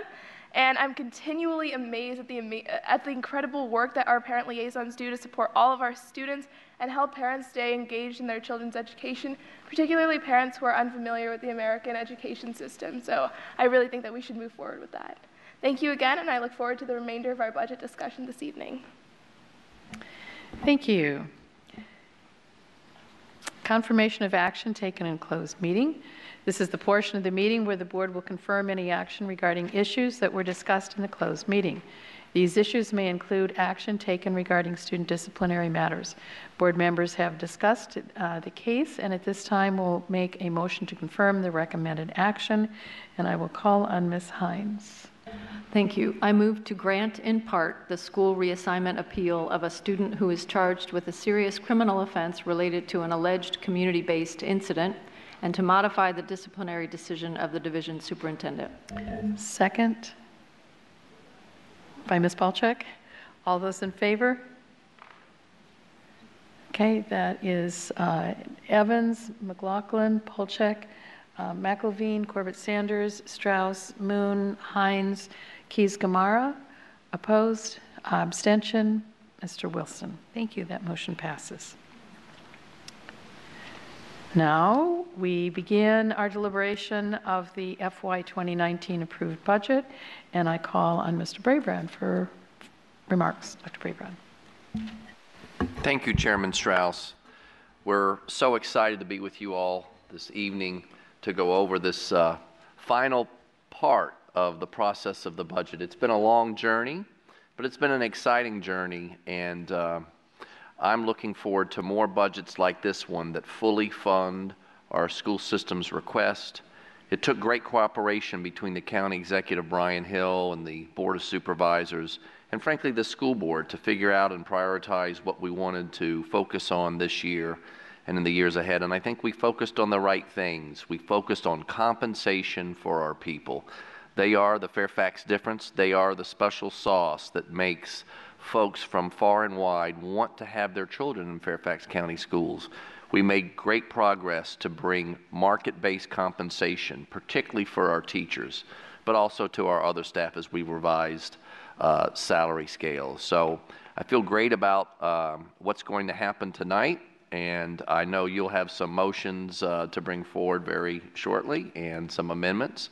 But we pledge to work with you collaboratively, not only on those, but on the follow-on motions. As we pass one budget, we'll begin to put an eye to FY20. And I have complete confidence that the success that we have tonight will fall over into this coming year and in the years ahead here in Fairfax County. So thank you. Thank you, Dr. Brabrand. Now I call on Ms. Evans for the opening motion.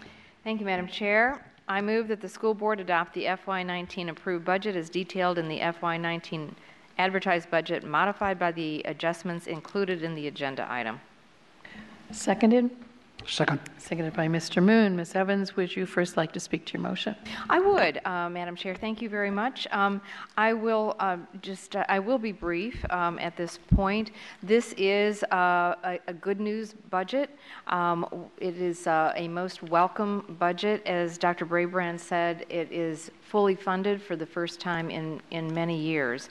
And I want to start by thanking our partners on the Board of Supervisors for working with us and for fully funding our budget, as well as the help that we expect to receive from the state very shortly when they finish their work, we believe next week.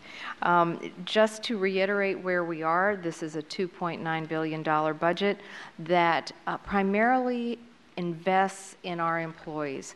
And we are making another $53 million investment to improve our teacher salary scales.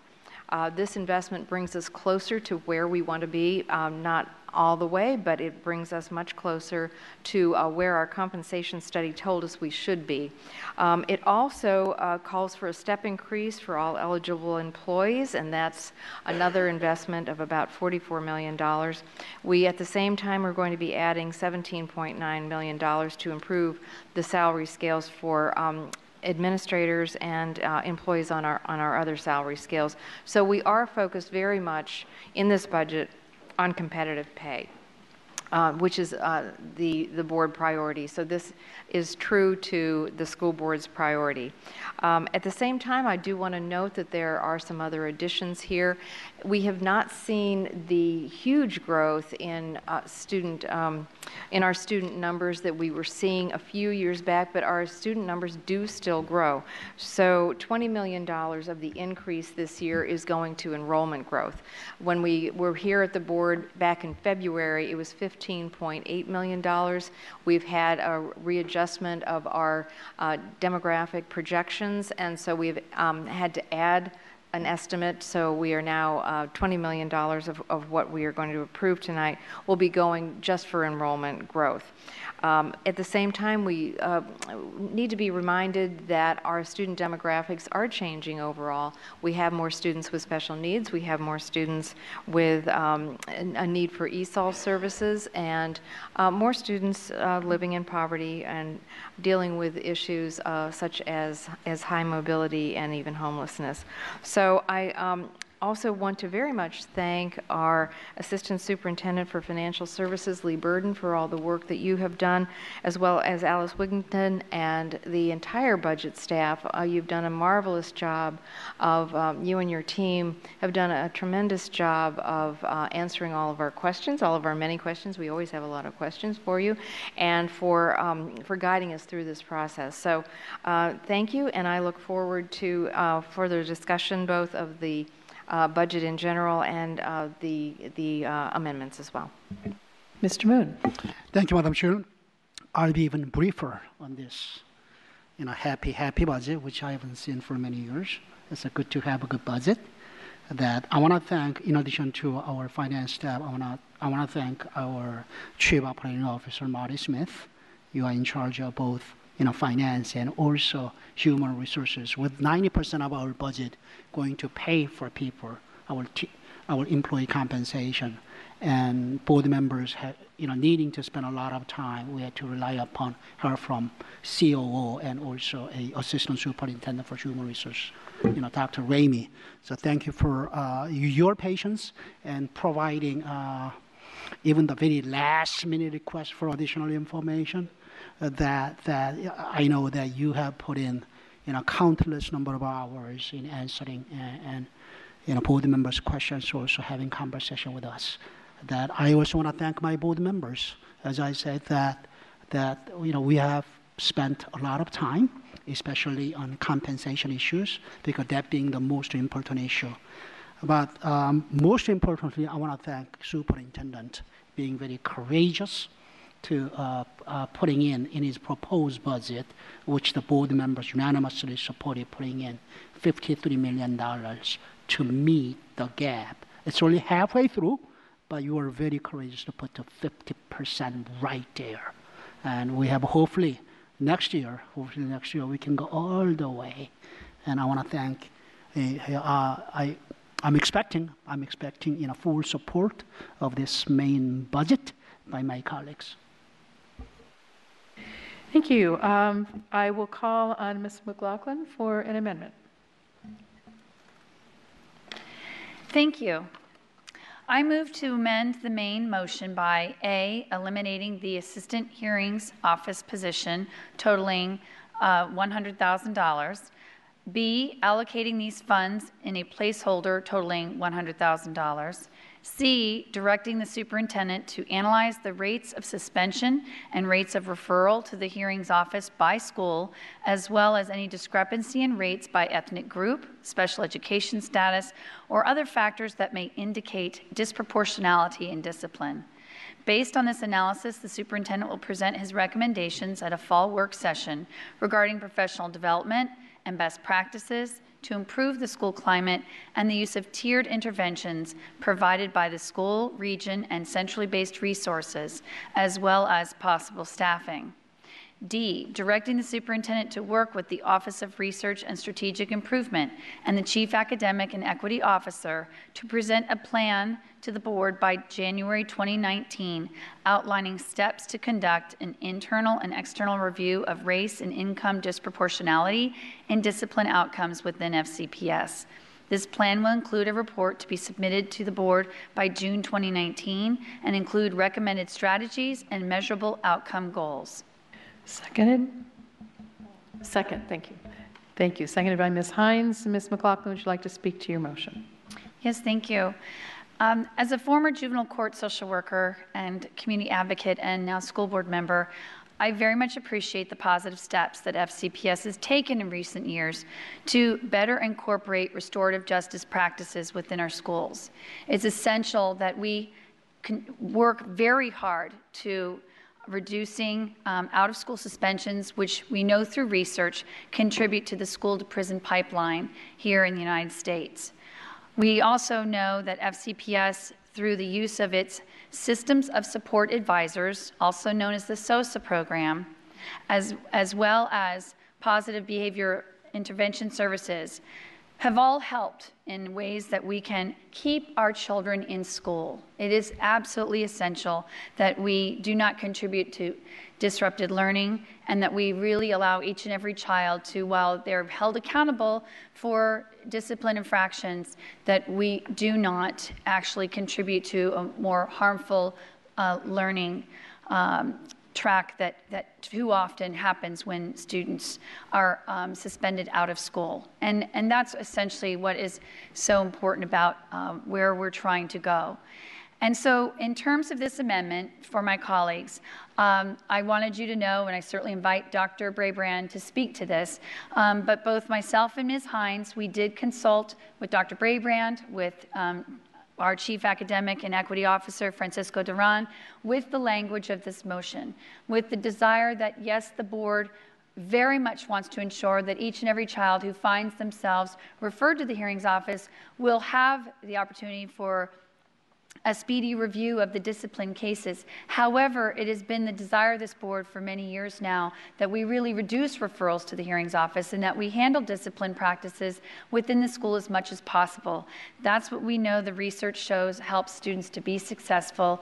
And given that it's important for this board, in terms of this budget line item, that we be able to make an informed decision about what additional staffing we need, I believe that this amendment, both Ms. Hines and I are presenting, really allows the system to do both an important short-term review for going into the school year on how best to meet discipline needs, as well as be mindful about disparities and disproportionality that we are still experiencing for students of color as well as our students with disabilities, and have that help inform us on whether or not any position is needed, and if so, where exactly would this position best be serving our students and our schools.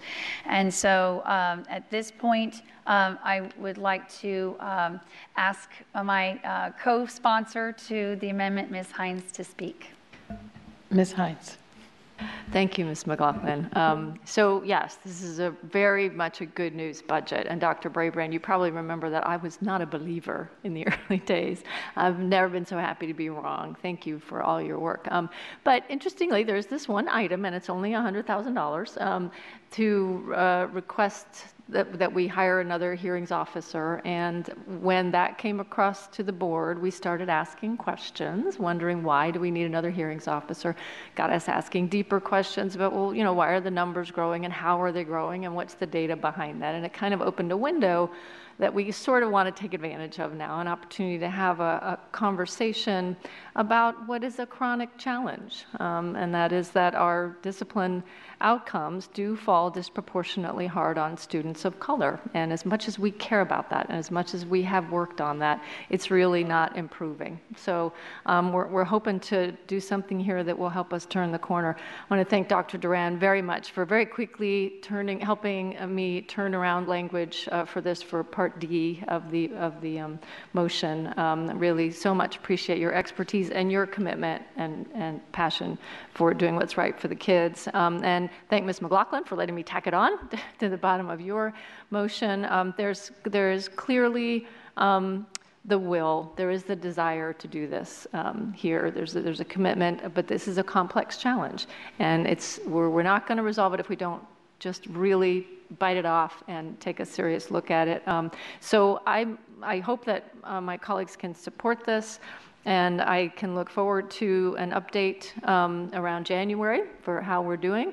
It will take some time to study this properly and to set goals and strategies and measures, but I look forward to getting an update in January, and then for a real plan for progress this time next year. So thank you. Ms. Palchuk? Yes, thank you. First of all, I do want to thank my colleagues, Ms. Hines, Ms. McLaughlin, for working together on this amendment. I'm very happy to support the wording and for staff's work with them. I think it's very important that even though we have seen a decrease overall in the numbers going to discipline cases, I know we are very concerned about the rise of disciplinary cases for our Black and Hispanic students to the discipline office. Specifically, and I know I keep saying this, not just because I speak to Ms. Johnson, Dr. Johnson, but I do want to ask staff that we really focus on the elementary schools and the middle schools. I know that we have SOSAs and other support positions that are doing great work in our high schools and need to continue to look at that. But I'm very concerned to see the rise in the trends of our younger students and the fact that so young our students are going into the disciplinary programs. So as a K-8 teacher, I know how hard it is and how much teachers need support to know how to work with their students. Today was a rough day in 7th grade, and I'm hoping tomorrow's better. The end of the year is hard, but we specifically know that our students and our staff just need the resources and the training and the support to help their students. I know that I've heard from my middle schools, and I've mentioned this in the past, if we could look at the targeted use of SOSAs and other support positions, specifically at our larger middle schools who are really needing that from us. And finally, I just want to say, if this comes up in the debate, that improving the environment and the outcomes and the opportunities for our students by targeting this to our students of color, it really does help the environment for all of our kids. Having a safe, supportive culture for all makes it better for all of our students. So it really is in the best interest, and why this is at the top of One Fairfax. So I'm happy to support this, and I hope my colleagues will join as well. Thank you. Ms. Keys-Gamarra? Yes, thank you. I want to thank Ms. McLaughlin and Ms. Hines for combining their efforts. I know that this motion has morphed a bit since I first looked at it, but I think the basic principles are still there, and the one that is particularly important to me comes in paragraph C, that we would receive a report in the fall. And that's, because I think we need to discover the why behind the numbers before we invest in a hearings officer. As you know, as my colleagues know, perhaps people in the public don't, that a few weeks ago we found out about this budget item asking for a new hearings officer, and while I understand the need for staff, I do not want, Dr. Brabrand, I want you to hear this, do not want to interfere with hiring decisions. This request, as I've stated before, suggests a policy that I really cannot support. We were then told that we were expecting 200 more discipline cases this year, and that there was an upward trend since 2014. And for me, this is just not acceptable. It is my understanding that this board took decisive action a few years ago specifically to reduce discipline cases, and that we were making progress for a time, and now we're climbing up again. This increase, I think, shouldn't pass us in a casual way, and I don't think that my colleagues are treating it that way, but I want the public to know that we take this very seriously. What these facts do is strike us as an alarming trend that indicates that we are in a crisis and we need to find out why. Within those numbers, we find that Hispanics and African Americans, and as well as people receiving special education, are obviously disproportionately affected, and that's not okay. It is our responsibility and implicit in due diligence that we address this urgency with the attention and immediacy that it deserves, which is why if that first paragraph wasn't saying fall, I would have some serious problems. It is our responsibility to educate our students in a safe environment, and no one questions that. But I do question how we got here, and we need to look at this question in earnest. I urge my colleagues to support this motion because it recognizes that urgency, and it does so in a timely manner. I do not believe it is appropriate or responsible to delay this directive, and so I appreciate the timing that's listed in paragraph 1. Restorative justice works, and our staff members deserve our support and predictability in our procedures. To delay this analysis only would kick the can down the road, and while inequities linger. We must dig deeper, ask the hard questions, and do the work to make sure that the way we pave is not the one to the prison pipeline, but rather to higher heights in our educational process. Thank you. Thank you. Ms. Corbett-Sanders? Boy, that's tough to follow my colleague, but I will try.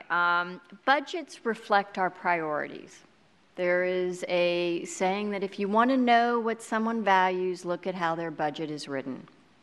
And I think that is why many of us were a little surprised a couple of weeks ago when this budget item came up.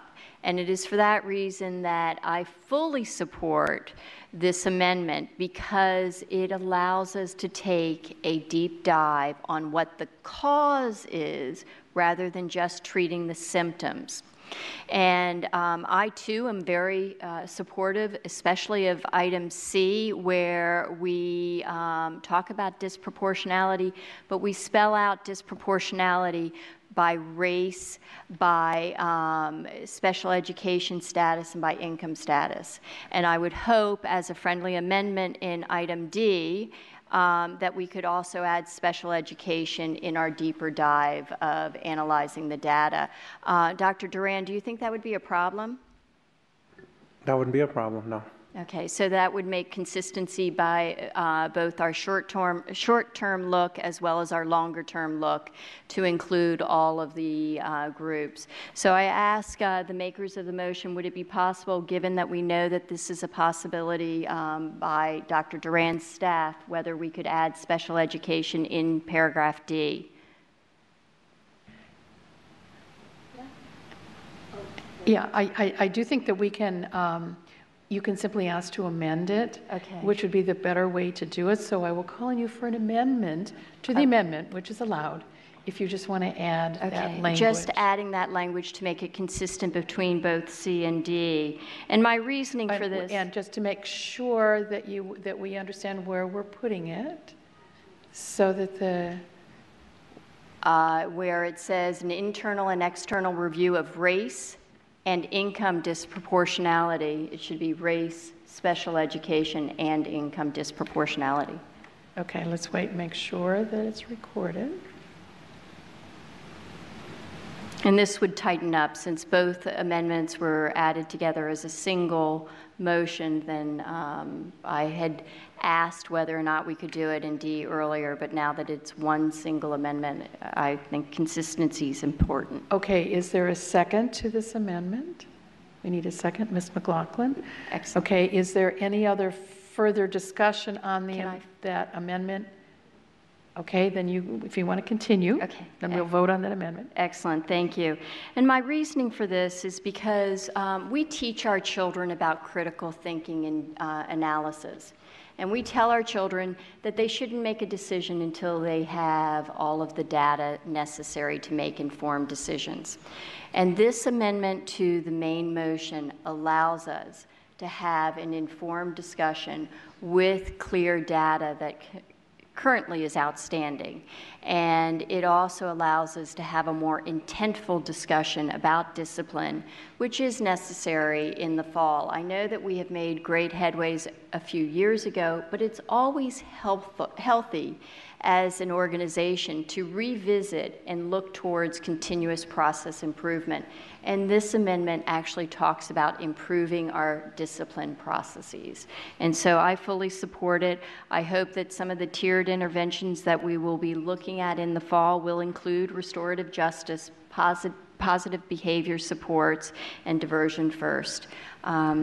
And with that, the only other thing I would like to do is take a personal thank you to the finance staff for their excellent work over the past 6 months or so in really preparing a budget that we can all embrace.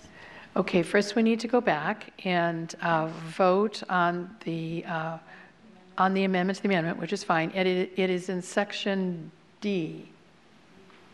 Yes, and everybody sees where it's placed, okay? I don't see any issues. Okay, so all those in favor, thank you very much for highlighting that. All those in favor of the amendment to the amendment, which adds special education students to D. Okay, thank you. That was unanimous, and now we are back to the main amendment, and I have Ms. Evans on that piece.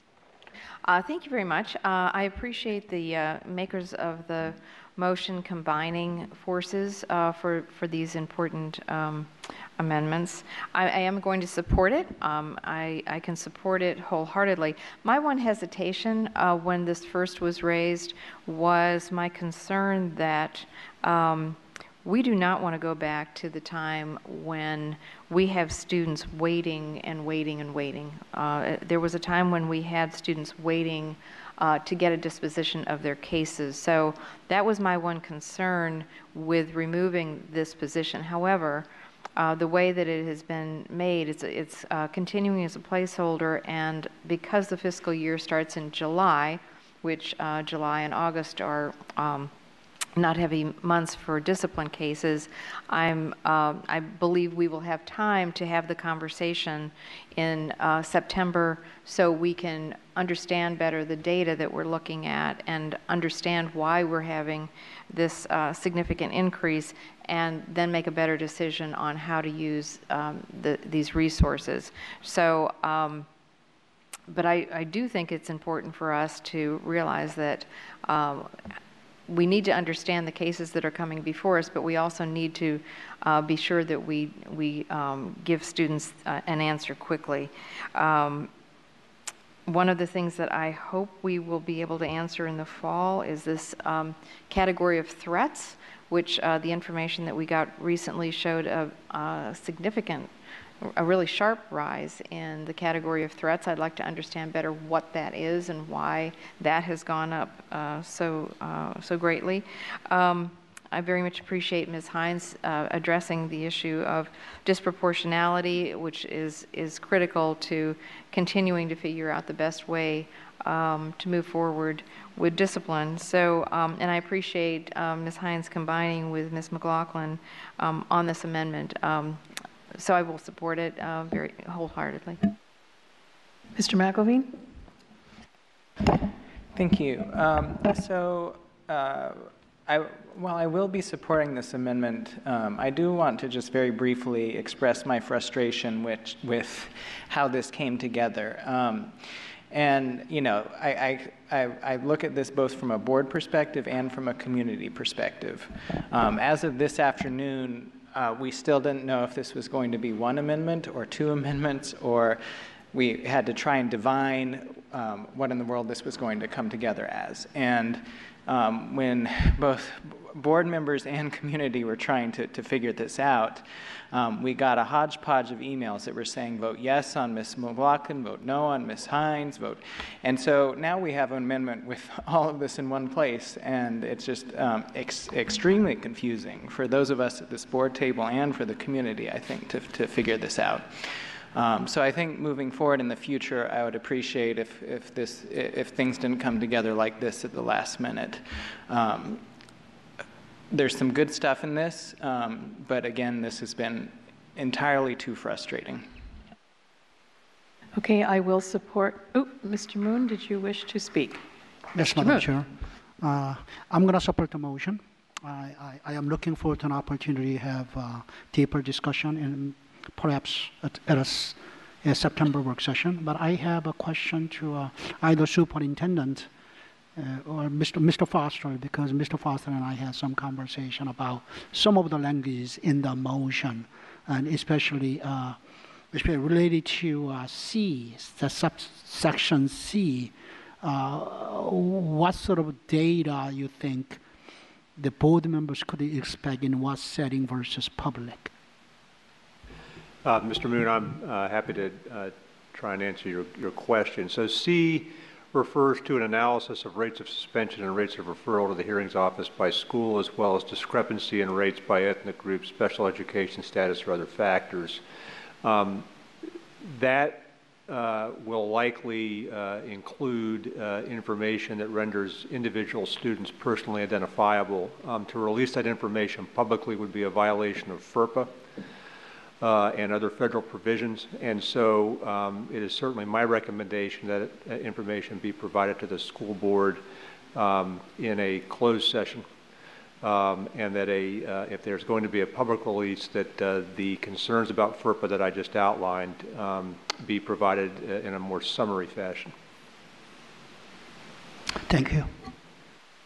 Thank you. I will support the amendment. It's true that some years ago we worked very hard and saw substantial decreases in discipline issues, and we initiated new curriculum and student rights and responsibilities, but it appears that we are seeing some increases, and we need to know why, because clearly we need to keep our children on track and be academically successful, and we don't want to see disproportionality at all. So I welcome the opportunity to get more information, to understand what's going on so that we can better meet the needs of our children.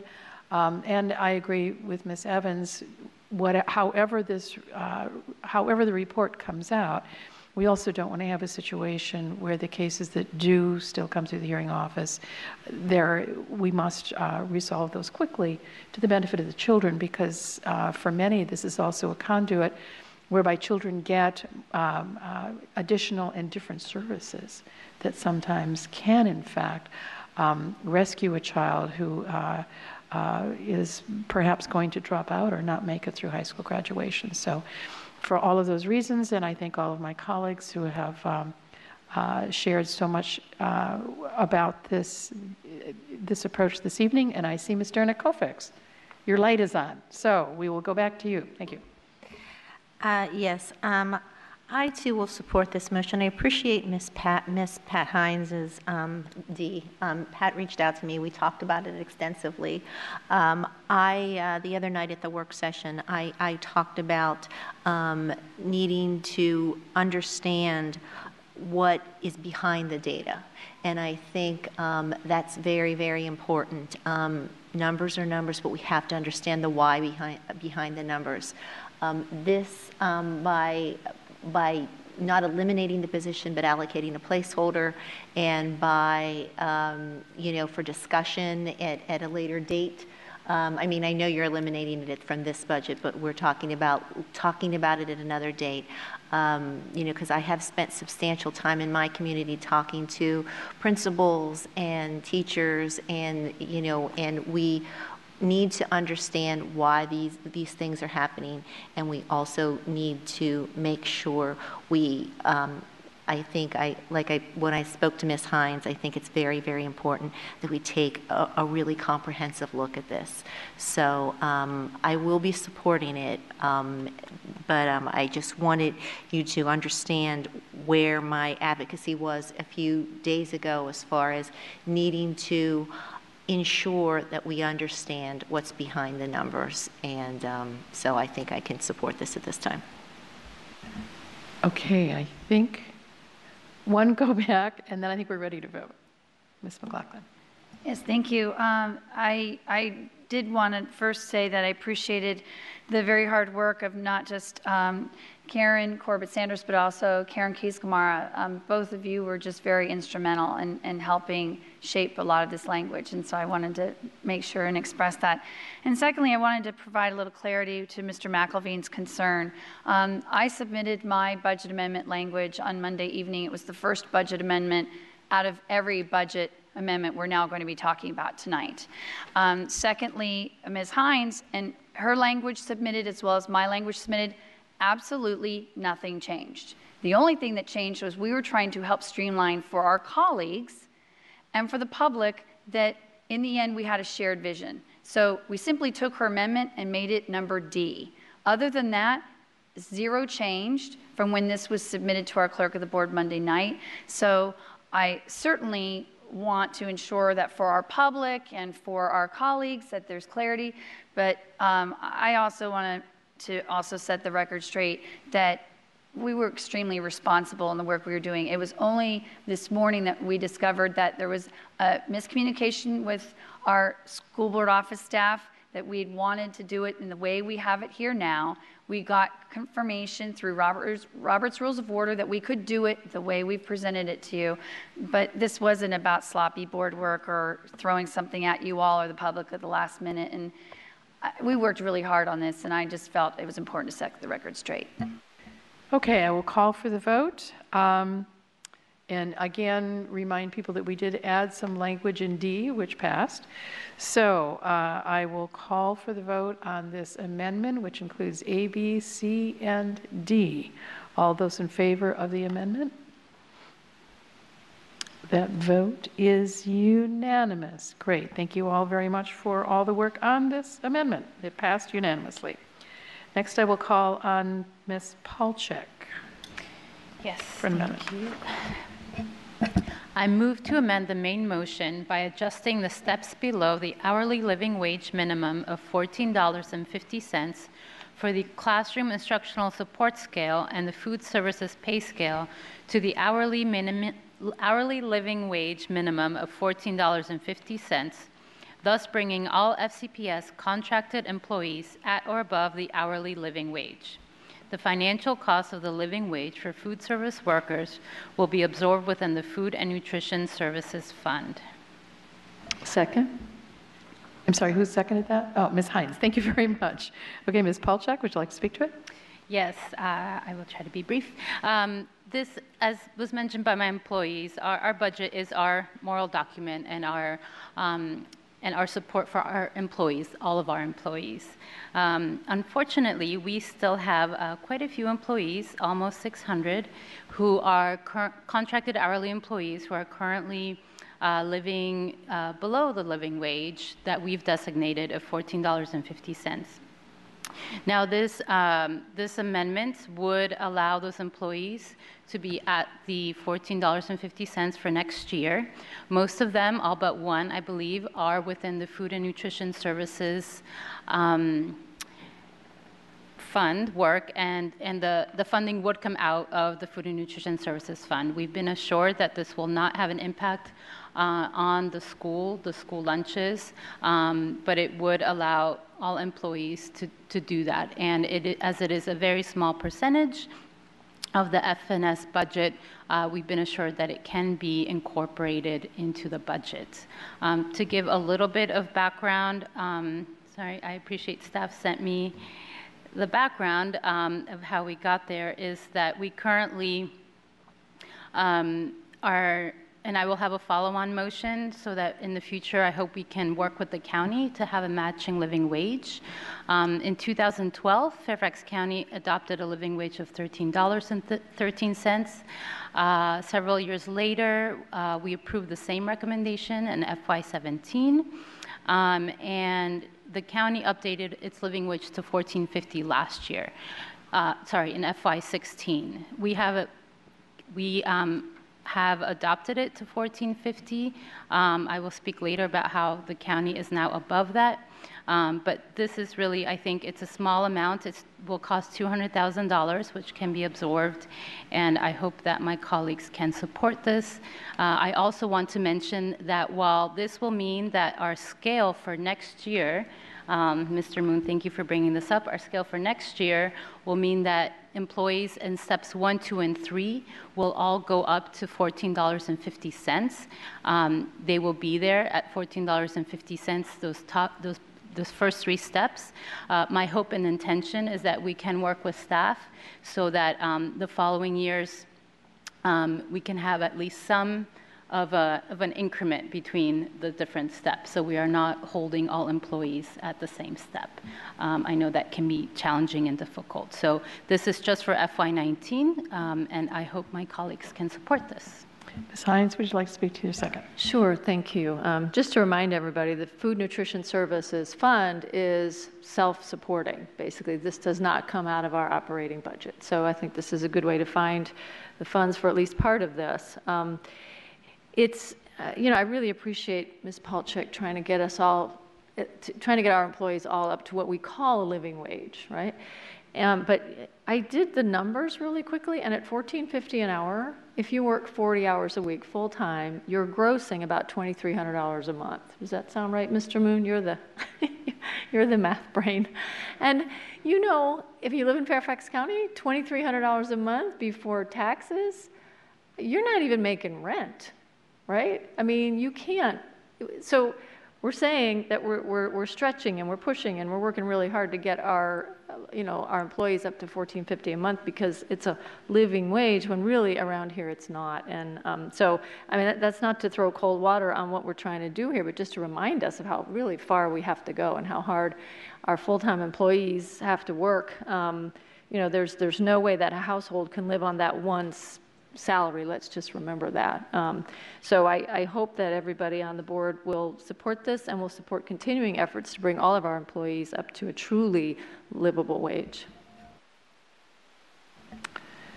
Thank you. Does anybody else wish to speak on this? Yes, Mr. Moon. If I have to remind my colleagues, if you don't wish to speak, please turn your lights off so I don't call on you. Mr. Moon. I'm happy to support this motion that Ms. Palchik, thanks for putting this amendment, and you and I had a lot of conversation about this. I just want to make sure that next year with steps 1 to 3 of a full service worker being with the same salary in FY 2020 budget, we can find some differentiations. We might have to restructure a bit at the low. A beginning, steps level on the pay scale, based upon my experience that in the past, when we froze the steps with the new employees come in and teachers with years of experience and brand new teacher being in the same step, that created some problems for us. I don't want to see the same mistakes in the future. So. I hope that our staff, as we develop next year's budget, 2020 budget, that will look into that. And with that, to be a little more preciser as a math person, it's closer to 2,500 than 2,300. So I want people to think it's not 2,300, 2,500. Thank you. Ms. Keys-Gamarra. Thank you. I support this, Ms. Palchik, in spirit, but unfortunately, I, unlike Mr. Moon, haven't had these discussions, and I'm a little, I feel like I would love to have more information as to the impact of what this will mean. Does this impact our benefits? How does it, I mean, what other financial consequences come about as a result of this? At this point, I just don't know. And I don't know if staff can help. I know that this is something that was it posted today? I'm not sure. I've been working my other gig, during the day. And so I just have not had an opportunity to really understand the impact of this in the long term. And so I feel like I need more information. Ms. McLaughlin? Oh, I didn't know if anybody was going to respond to Ms. Keys-Gamarra. I guess if Ms. Palchuk, if you don't mind, Ms. McLaughlin, if I can go back to Ms. Palchuk to respond to that. Okay, sure, yes, thank you.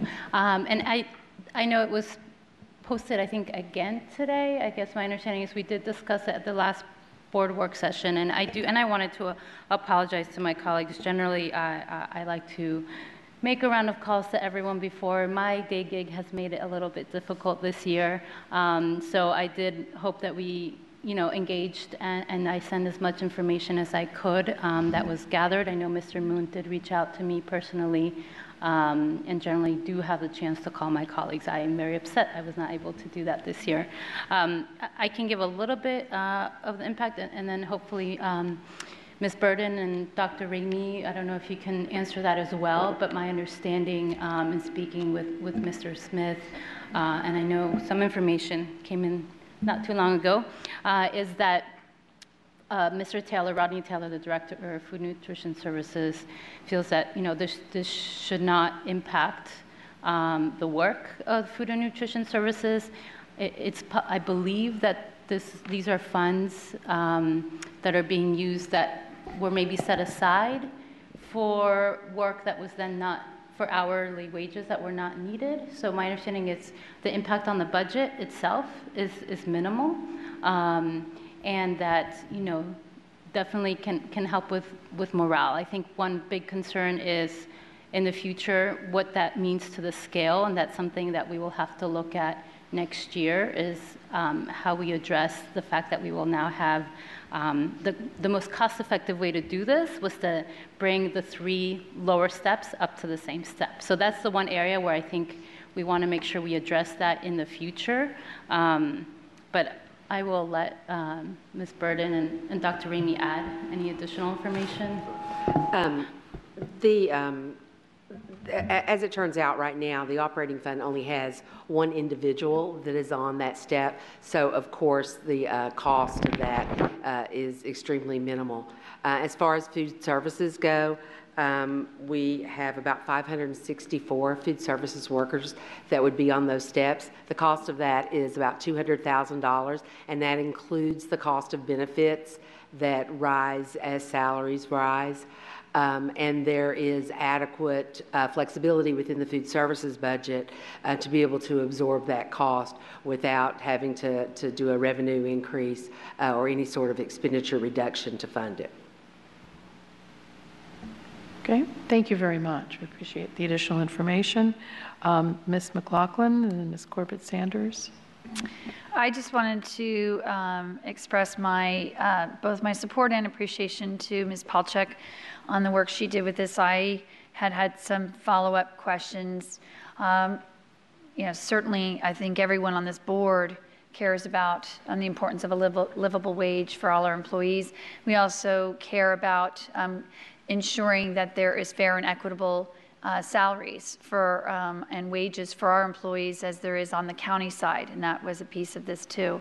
I wanted to also get a better understanding of how this could impact the quality of the meals that we provide our students. And so I was appreciative that both Mr. Smith and Rodney Taylor took the time to really provide some additional context, and that most importantly, they said that they supported taking this action. And so those were the things that, for me, gave me greater comfort in why this is, it's going to be beneficial to our workers, and but it won't have a negative impact on our operating budget. It won't have a negative impact on the quality of food and nutritional services that we're going to bring to our students. So, and Ms. Keys-Gamarra, I just want to say I completely appreciate and understand with everything that we all have on our plates, and especially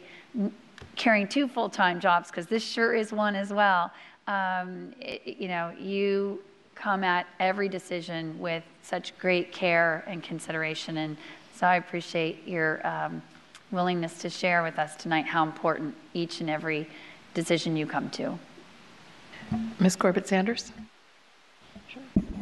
Thank you.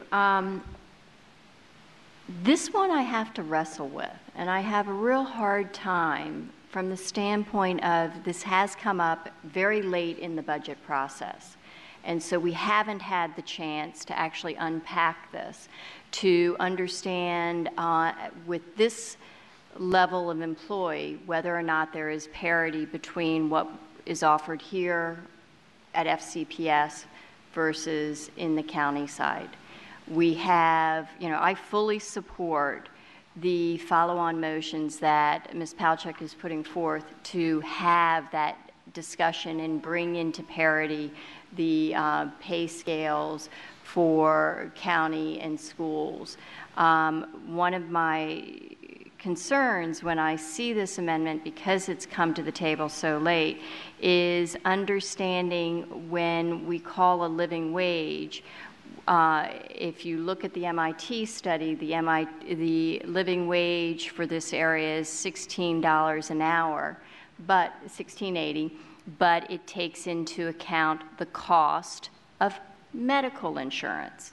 And when we look at this category of employees, they are receiving medical insurance, and I've asked for what is the value of those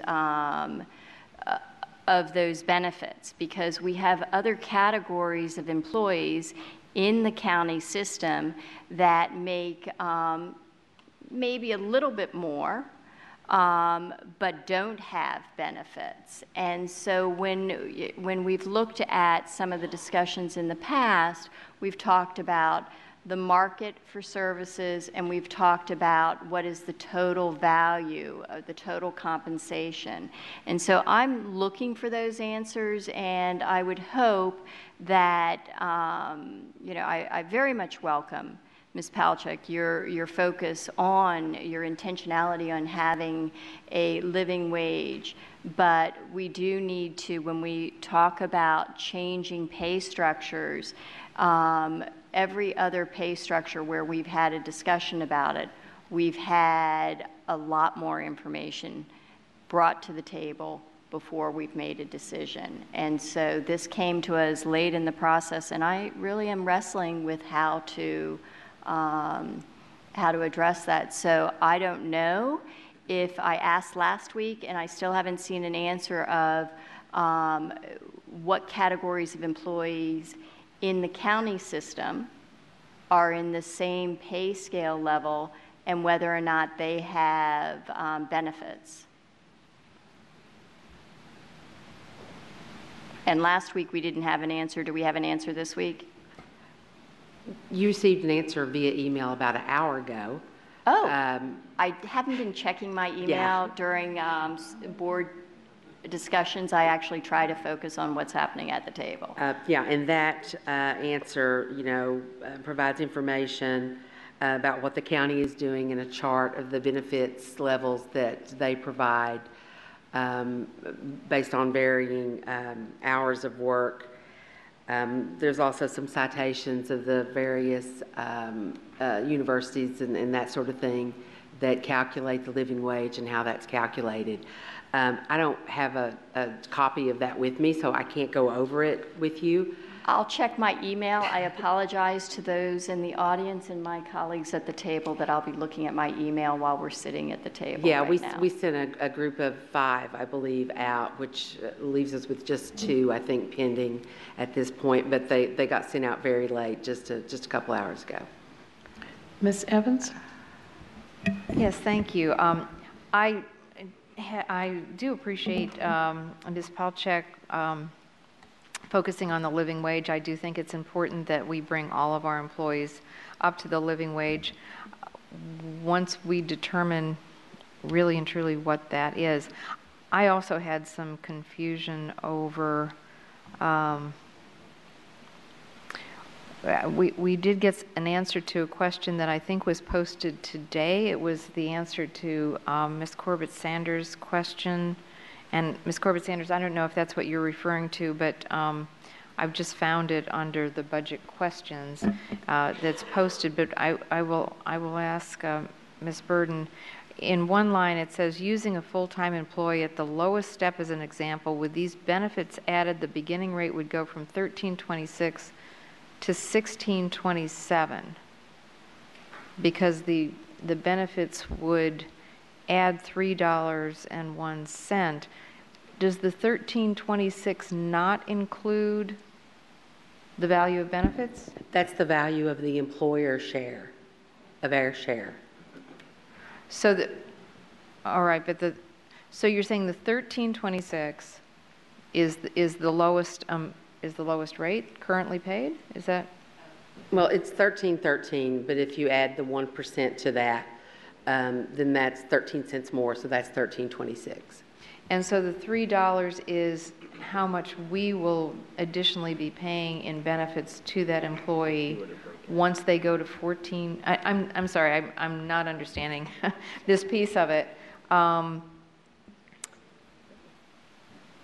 If we go to $14.50, and then on top of that we also add benefits, correct?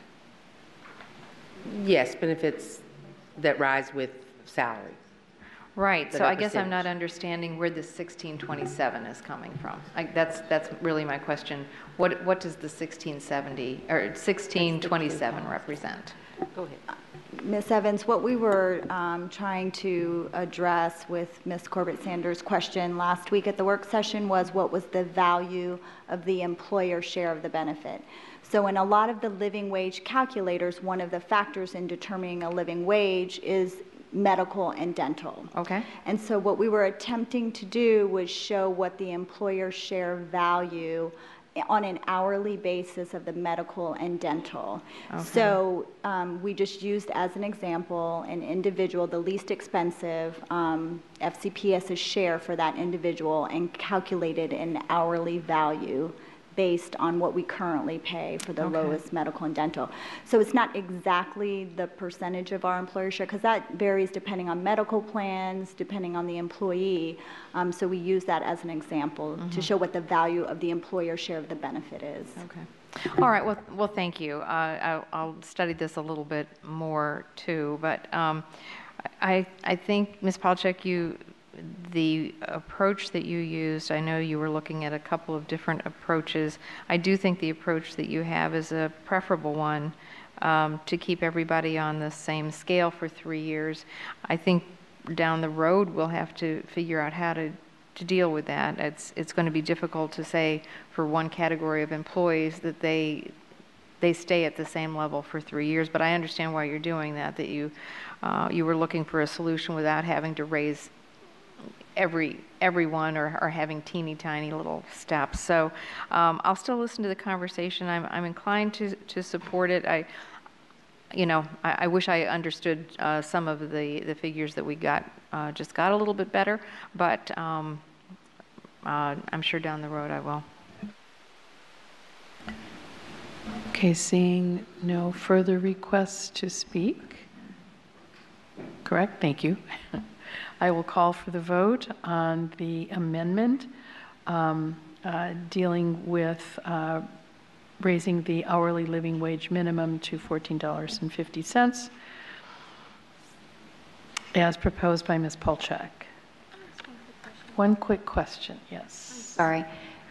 But we're only raising the hourly minimum for food services and one operations-based employee. To be clear, we set, and I think we need to figure out how we set that formula. We have set it at $14.50. The motion isn't to change our living wage for next year. It is to bring employees who are currently below the living wage to our determined living wage. And that is all but one are food nutrition services employees. Only one is outside of that category. It is whose salaries are below what we decided was our living wage. Okay. Just for next year. Yes, it's food and nutrition services employees who are below it, and then one other person working elsewhere. Okay, all those in favor of this amendment? Okay, that is Evans, McLaughlin, Palchuk, McElveen, Strauss, Moon, Hines. Those opposed? Abstention? Corbett, Sanders, Keys Gamara, and Darren Koufax. That amendment passes. We are now back, I believe, to the main motion as amended. And the main motion has been amended twice.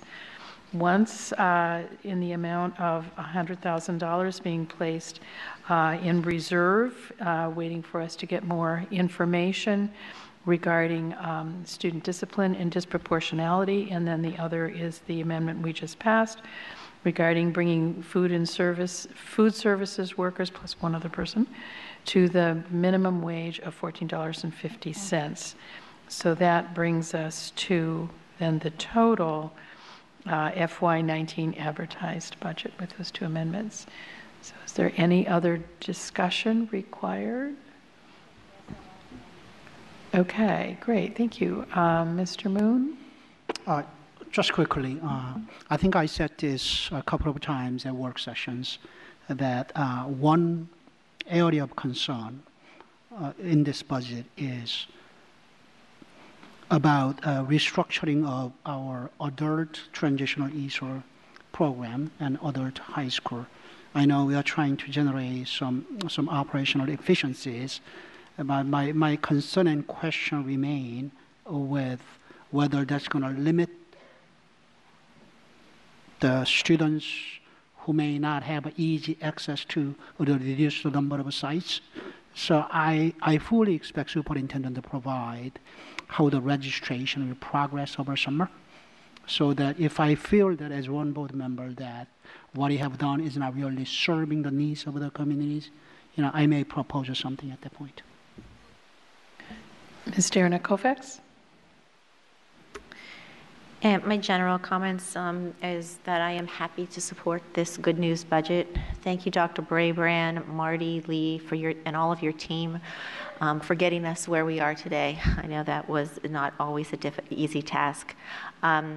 We are proud that this budget invests in all of our employees, especially our teachers. I thank you to our partners, the Board of Supervisors, for understanding and funding our needs. As we know, strong schools make a strong community. And I thank you to my colleagues who supported my advocacy for additional bilingual counseling supports for schools with large numbers of SIFE ESOL 1 and ESOL 2 students. I thank you, Dr. Duran, specifically for working with me to get those numbers and to work with our schools to find out that these are positions that are valued and much needed in schools that have been impacted.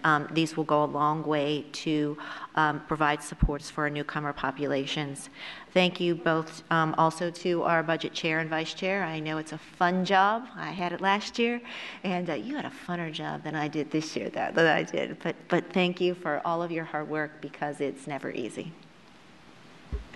Ms. Corbett Sanders? I too want to thank our budget chair and vice chair. It has been a wonderful year to work on a values-based budget. It's greatly appreciated, all your hard work and the hard work of Dr. Brabrand, as well as the work of the Board of Supervisors. I think that we've made huge headway in this year's budget, but I also do want to remind people of the importance of As soon as this budget gets adopted, we have to start looking at next year's budget. And we have already been told by the county executive that next year is going to be a tougher year.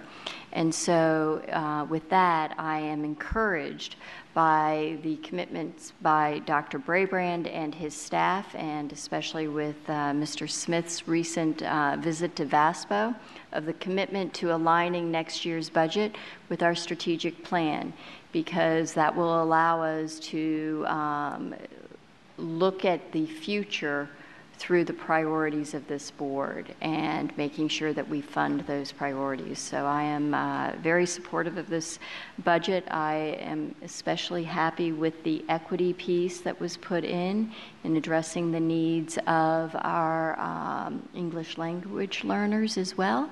And so with that, I am happy to support. Ms. McLaughlin? It's late, so I will just say that I appreciate especially the way Ms. Dearnat Koufax captured how fortunate we are this year with this good news budget, that a tremendous amount of our ability to pass this needs-based budget was through the support of the Board of Supervisors and our community who came out in support of it as well. When we have a budget in which $53 million will be added into in support of bringing our teachers to competitive wages in the region, that's something to celebrate in what it says about living in Fairfax County and having the full support of our Board of Supervisors and the community to say that strong schools make a stronger community here. Dr. Brabrand, I hope you've enjoyed your Virgin tour as superintendent of your first budget of Fairfax County Schools. I really appreciate your early outreach to our county executive, Brian Hill. Both of you just modeled an excellent approach to what both our boards have been wanting to do, which is truly a one Fairfax mindset, and that includes when we're building a budget. So thank you for your great work with that. I've also appreciated a lot of the smiles and the humor that you've brought to our budget conversations. That's appreciated because this isn't always enjoyable time. And to Lee Burden, welcome to getting through your first budget as well. Very much appreciate that you jumped right in and have just done a great job. And Alice, to you especially, my goodness, to lose both Susan and Kristen and to really hold it all together for us as we got Lee on board. That absolutely, I know from talking to my colleagues, we so appreciate that you also have just given so much of your time and energy and patience with all of us. And so I do want to echo what Ms. Corbett Sanders said. Our budget work will begin tomorrow for FY 2020. So, and we do want to be done before tomorrow. So, Ms. Evans, Mr. Moon, thank you for corralling the herd of 12 cats here tonight. And here's to hopefully some good news budgets going forward in the future. Okay, thank you.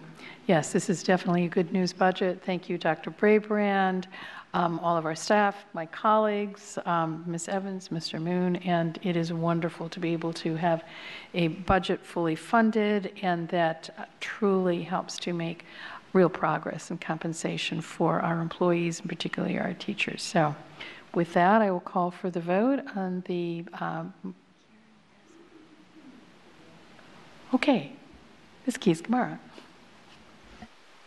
Thank you. I just want to say to my colleagues, it was a great time to arrive to discuss a budget, right? So it has been, it's a lot of hard work. It may look easy to people, who are looking in, but I know how hard everybody has worked to get here, and so I'm grateful for that, and I'm looking forward to working with my colleagues and Dr. Brabrand and our staff to prepare for next year and getting out the word so that people know some of the amazing things that are happening at FCPS. because when people know more, they are much more generous, I believe. So I'm happy to support this budget. Thank you. So I'll call for the vote on the proposed FY 2019 budget as amended. All those in favor? That motion is unanimous. Thank you all very much. Good work, everybody. We do have some follow-on motions. It isn't midnight yet. So I'll call on Mr. Moon for a follow-on. Oh, thank you, Madam Chair. With the adoption of FY 2019 budget, now we have to start working on FY 2020 budget. So I do have a follow-on motion regarding FY 2020.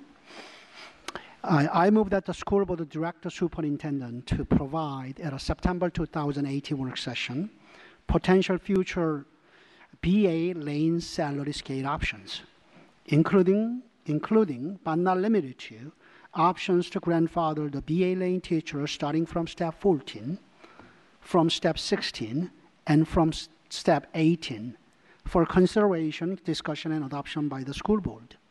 The division superintendent is expected to present not only the cost of implementation of those options, but also the detailed analysis.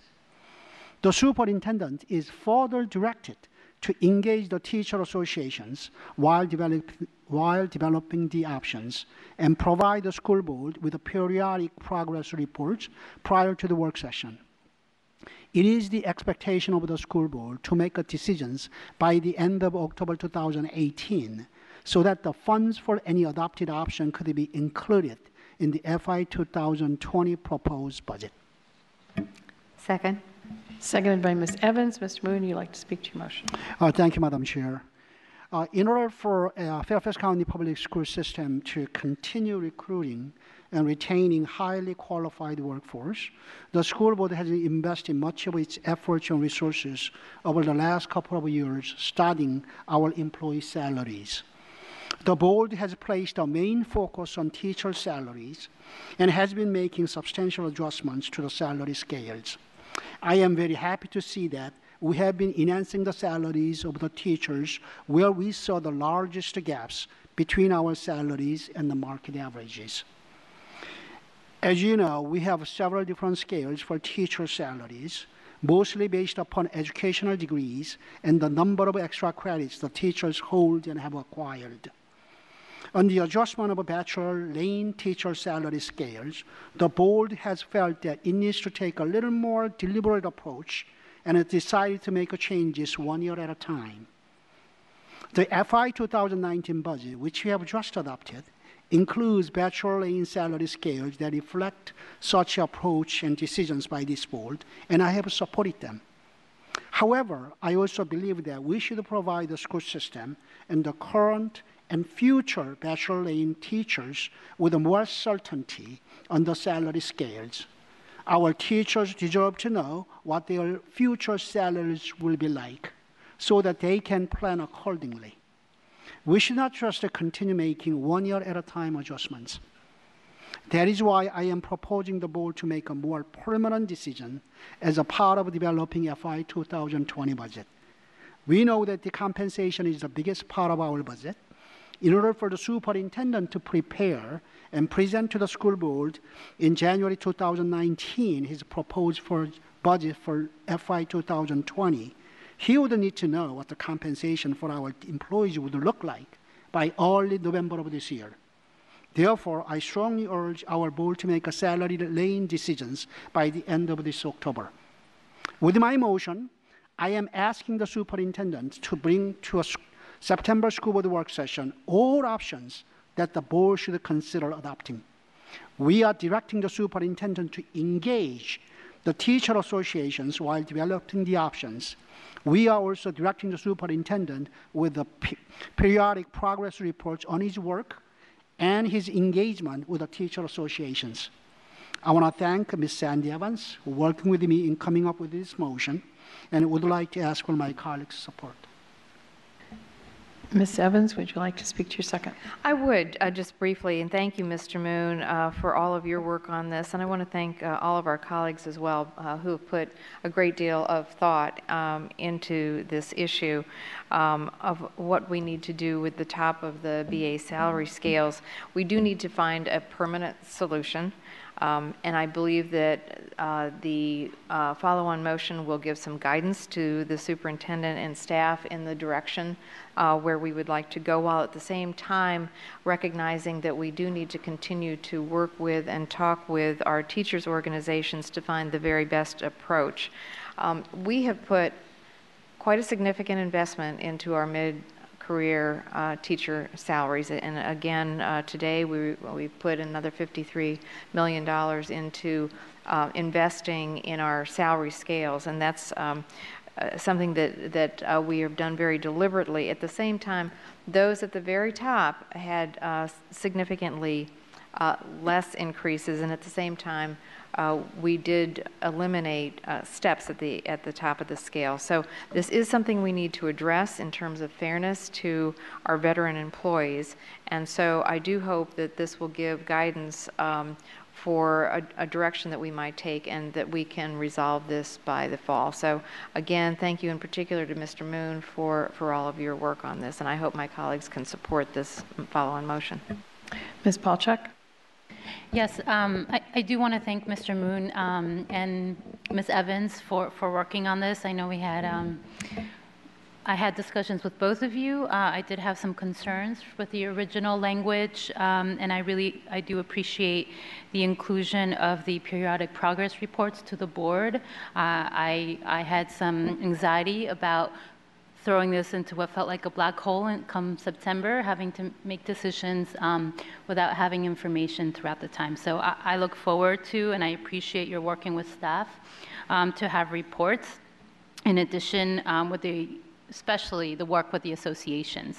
I know that in speaking with them and in their work and conversations with Dr. Brabrand and with you, I believe they feel comfortable and that the process and the input will be taken seriously. I do hope that we will consider their recommendations and the research that they are doing to receive the input from teachers and staff, and that we ensure that the input that's coming, that in the periodic progress reports, that we get a sense of how that work is proceeding, and so that we can be assured, as I say, in the lack of information, it is created.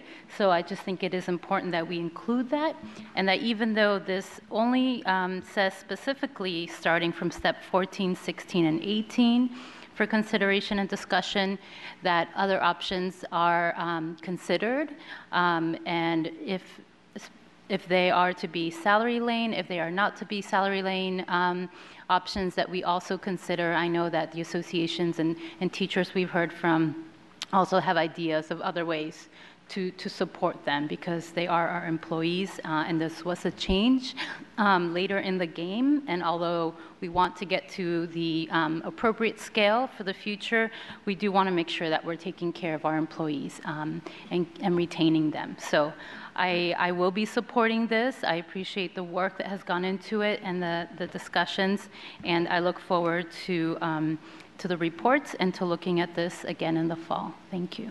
Ms. McLaughlin?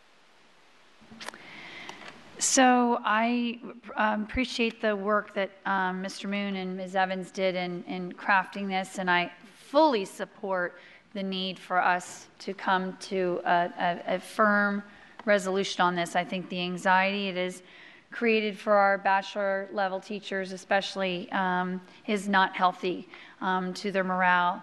But Dr. Brabrand, I know it's late, but I do want to make sure that I reiterate a couple of things that I still don't see us talking about. And the first one is that we haven't had any evidence presented to us on why the school division is suddenly placing a premium on master's degrees and saying that, you know, we basically are disincentivizing people who have a bachelor's degree to either remain as a bachelor's degree teacher or to leave us or maybe not come here at all. And everyone knows that we have a national teacher shortage. Right now in Fairfax County, when I looked at the data, 25% of our current teachers are bachelor level teachers. And it worries me that while we can say there's an incentive, go get your master's degree and you'll get paid more money, one of the things that we haven't talked about is what is the time pressure and the stress level on the teachers who now are going to teach full time, manage their families, and then also pursue graduate level coursework. What impact is that going to have on teacher stress, the instructional climate in the classroom, and do we have an idea that then this is the way we want to drive our teachers toward the master's degrees? I shared with our colleagues that I think we absolutely, to what Ms. Palchik also pointed out, this follow-on motion says not limited to these options. I absolutely think that we've got to engage our teacher associations on this. We've got to look at all the things that I just mentioned and be very careful about what we're talking about, where will grandfather. I can support the motion in front of us, but only because I know, and I would fully expect from Dr. Brabrand and staff, that they will bring us a holistic recommendation that really does look at the issues. And for anyone who's not aware of this out there, I mean, Loudoun County and Prince William County, the two largest jurisdictions that are right there next door to us, compete for teachers. Their bachelor lanes go all the way up to about step 25 to step 30. And so, and it can go as high as $100,000, and that's not what ours would be doing.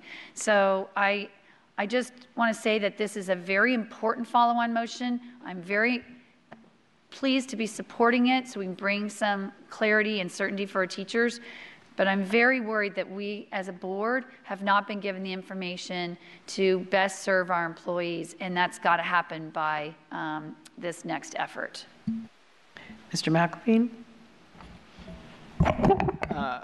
I certainly hope that this effort helps correct the enormous mistake that this board made last year. I think, unbeknownst to many of us when we passed our budget, and that certainly predated the current superintendent and our budget, our folks in the budget office. And so I do want to thank, with my colleagues, Ms. Evans and Mr. Moon for taking a proactive and thoughtful approach to finally resolving this. It's been a great disappointment that it seems like every month over the past year we've had to revisit this really disappointing issue. And so kudos to you two for taking this thoughtful and far-sighted approach. Ms. Corbett-Sanders?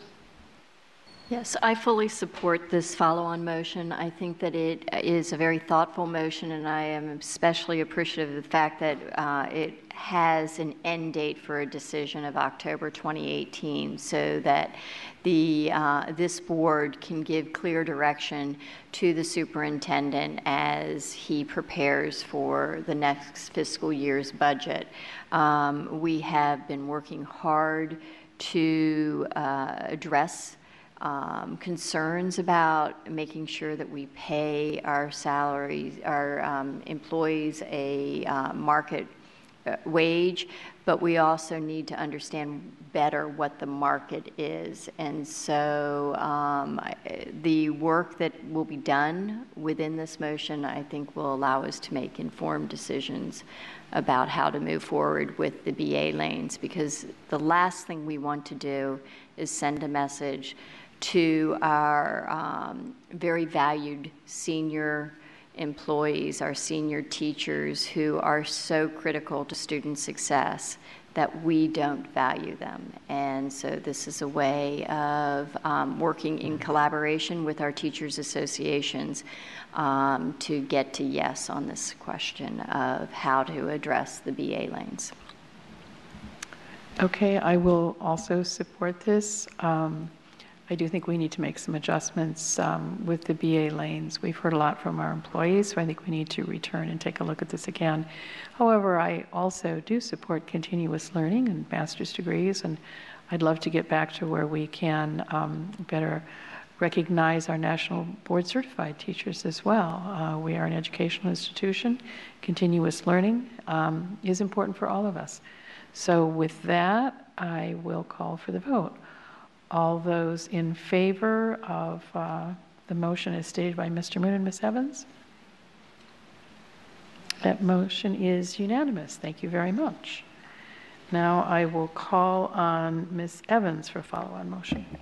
I move to direct the superintendent as part of the FY 2020 budget process to include the funding required not to exceed $0.4 million to provide full benefits, e.g., health insurance and retirement, to those parent liaisons working an average of 20 to 24 hours per week, as well as the 5 region representatives in family and school partnerships who oversee and support parent liaisons. Is there a second? Second. Seconded by Ms. Hines. Thank you. All right, Ms. Evans, would you like to speak to your motion? Yes, I'm very pleased to offer this motion. I want to give a shout out to, we have several parent liaisons in the audience tonight. We don't have a big audience at this time of night, but our hardworking and excellent parent liaisons are still here with us. So thank you, and that's even though they have to be up early in the morning and go to work. So we appreciate you sticking it out with us. Just to recap where we are, last year we made a major change for the parent liaisons to put them on a scale and make them eligible for step increases, as well as providing benefits to those parent liaisons who work an average of 30 hours or more a week. This year, in the budget that we just passed, we added in those who work 25 to 29 hours a week. This would say that next year we will complete the current process of providing benefits to those that work an average of 20 to 24 hours a week.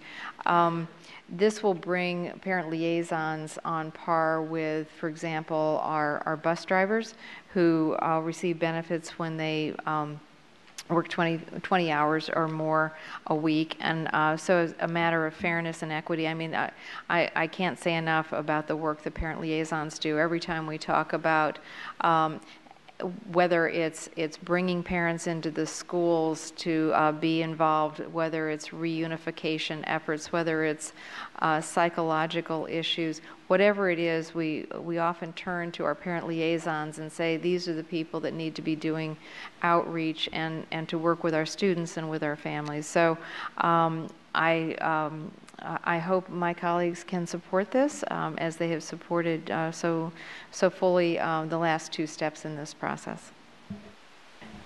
And Ms. Hines? Sure. Just briefly, you know, schools need parents to be strong partners, and we need parent liaisons to make that happen.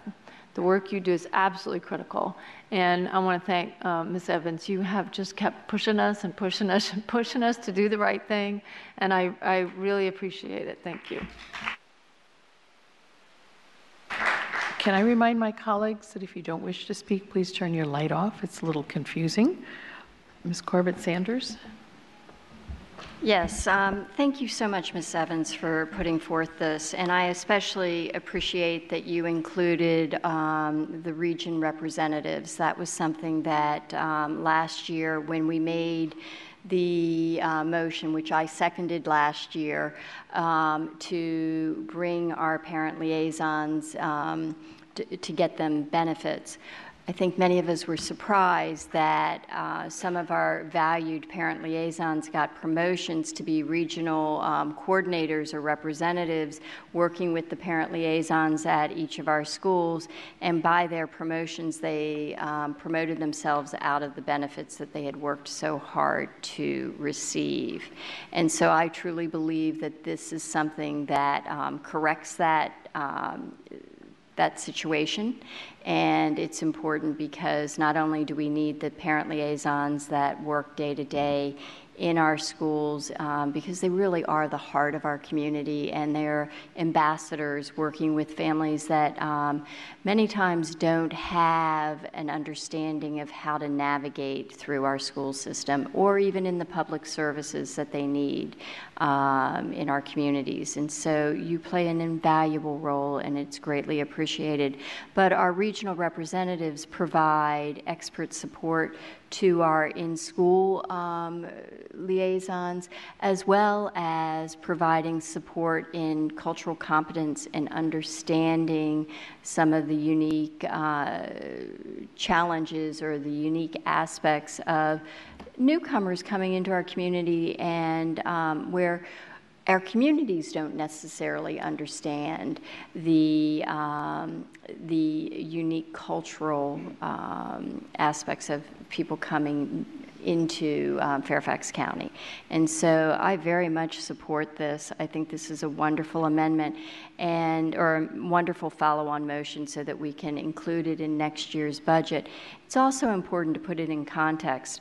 By bringing these employees in at 20 hours, that's effectively all part-time employees. When the school system decided to give benefits to our bus drivers, they did it at 20 hours because that was a part-time job. And with our food service workers, because our food service workers work on an average of 30 hours maximum, that's the max they could work, most of them actually work 15 hours. And that 15 hours, I just read the email, thank you, Ms. Burden. The value of the benefits that at 15 hours is an additional $11 and something cents per hour. And so this is a significant investment in people that are so important as ambassadors to our community. Ms. Palchak? Yes, thank you again, Ms. Evans, and to our family liaisons for all you do. I'm very happy to support this. I also know that our parent liaisons go above and beyond. They are invaluable, and they often go above even those 20 to 24 or how many hours are officially contracted. And so, as I mentioned at the work session, I do hope that Dr. Duran and Dr. Brabrand will also review the number of hours currently allotted at schools, and especially where schools are using additional hours to pay their family liaisons, so that not only are we increasing the benefits, but also looking where we really do need to increase the hours of support that our students are receiving, and to allow our family liaisons who are spread thinly between multiple sites to perhaps be able to concentrate more of their hours in one building. So happy to support this and even have further conversation on that. Thank you. Ms. Derenak-Kaufax? Just saying that I support this. Ms. Evans, thank you for working for this over the last few years. And thank all of you who are out there. This is well deserved. We really appreciate all that you do in our schools. Thank you so much. Mr. McElveen? I too would like to thank Ms. Evans for this. You're always looking out for this important group of employees, and I know all of us appreciate that. And to our parent liaisons that are with us, you are the model of advocacy. Over the past 3 or 4 years, you've been at these meetings at all hours of the night, budget work sessions, budget meetings, all sorts of things. So congratulations to you as well. Ms. McLaughlin? I want to echo all the words of praise that have been shared by my colleagues tonight, not just for Ms. Evans, but especially to our parent liaisons. As a social worker by training and someone who's been championing the need for community schools and wraparound services, you have been some of our most frontline workers who've really enabled us to move in this direction of community schools. You make those links and those connections to our families with all the other staff that are in the building. And so please know that not just tonight at this late hour, but each and every day, that as a board, we're very, very appreciative, and this follow-on motion from Ms. Evans is hopefully our way of backing up our words of praise with action to say that it's important that we take those steps to demonstrate that you are valued. So as Mr. McElveen said, thank you for your smiles in the late hours in the audience and your beautiful signs, and you are an example of when you engage and advocate, we can hopefully make the best decisions possible as a school board. Okay. I'm happy to support this as well, and thank you all very much. All those in favor of the motion impacting our wonderful parent liaisons and the 5 regional representatives in family and school partnership. All of those in favor? That motion is unanimous. Thank you very much.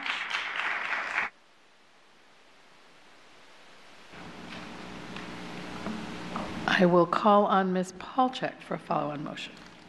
Yes. I move to direct the superintendent to collaborate with the county executive as part of the FY 2020 budget development process to incorporate a minimum living wage for FCPS employees that is comparable to the minimum living wage set for county employees.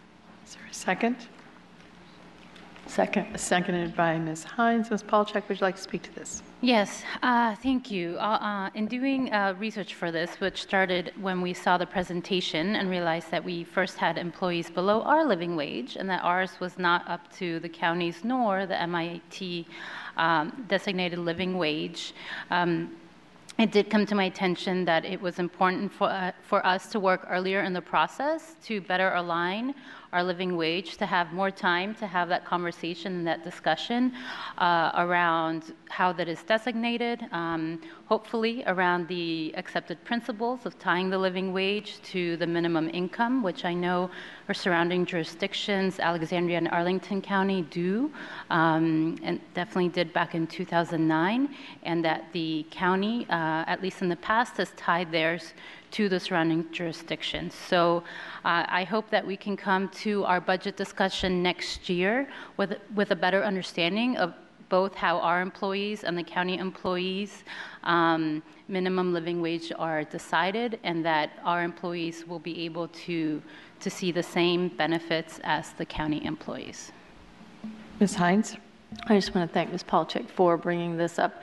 I think giving this issue of a living wage a higher profile and just a bigger part of our conversation every year when we talk about the budget with the county is absolutely something we should be doing. Thank you. Does anybody else wish to speak on this? Yes, Ms. Evans. I have a question for the maker of the motion. I know a question has been asked about the effect of benefits at the county level and how we differ in terms of benefits. So will this motion, will it or won't it, require us to have the same living wage as the county in dollars and cents? That's because, do you see what I'm saying? Because if we provide significantly more benefits than the county does, that makes a difference. Are you looking at it in terms of total compensation, or are you looking at it in terms of just strictly the living wage? And I'm sorry, Madam Chair, I should address this to you and have you recognize Ms. Palchik. I think that's the way it's supposed to be. Thank you. All right. I guess we'll go back and ask Ms. Palchik. Yes. No, thank you for the question, Ms. Evans. As it does say in the motion, it says comparable to the minimum living wage of the county.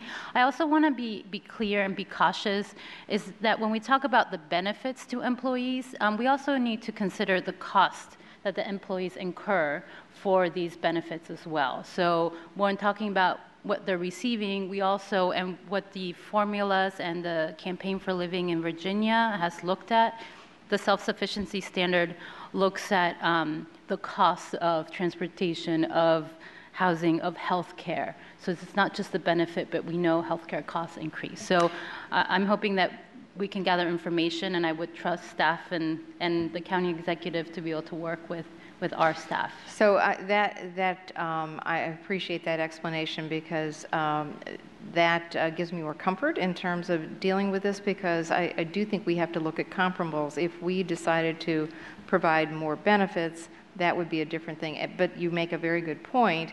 If we also are requiring more outlay on the part of our employees, that should be taken into account. But I do think that it's important that we deal with it in a holistic way. So with that, I think it makes sense for us to work with the county to see where we stand and make sure that it's comparable, even if it's not exactly the same mix. So thank you.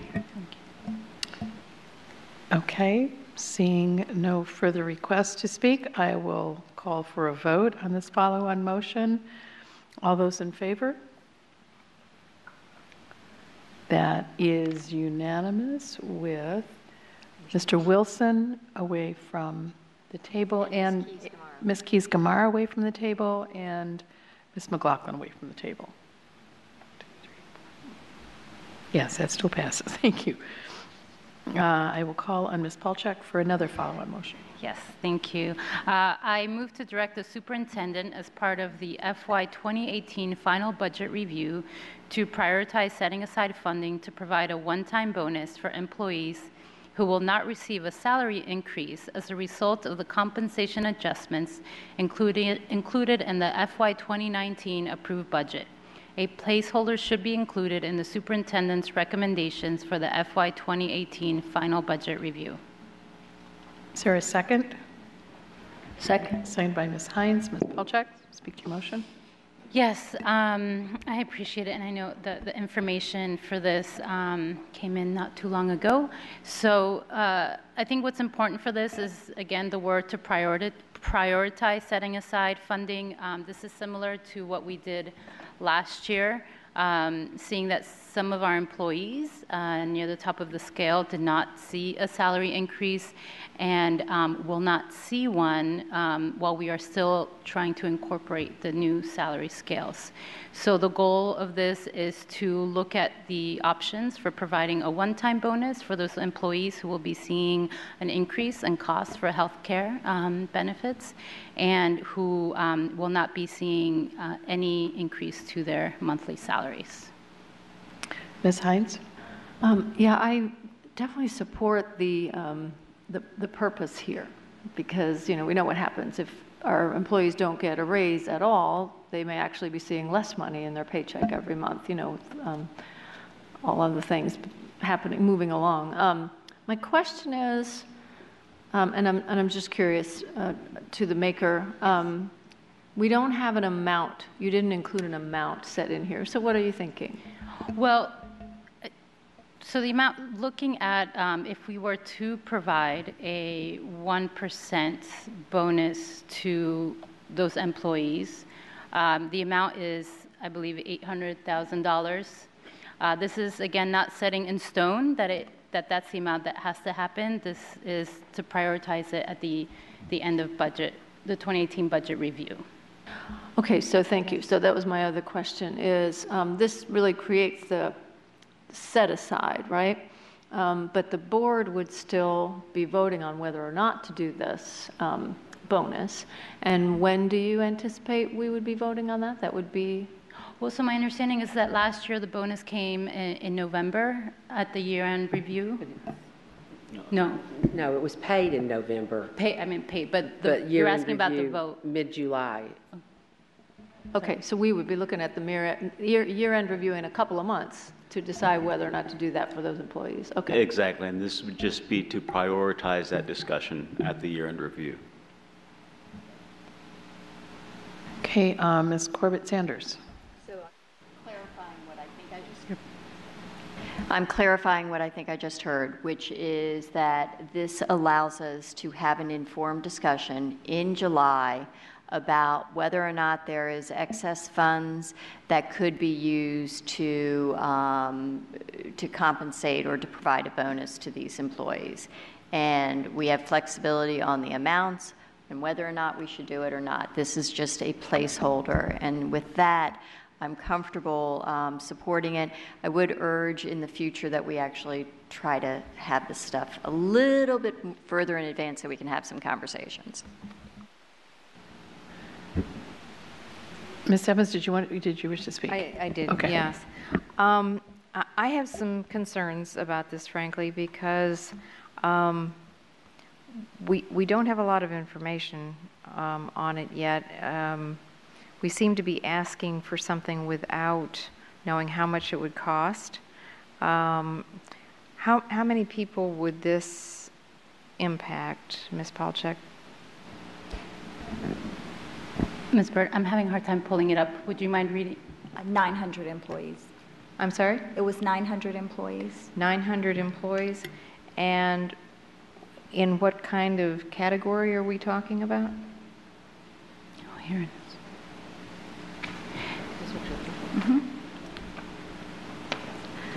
So we have them in two different types of categories, what we call people on our active scale, and then there are people that are on the grandfather part of the scale.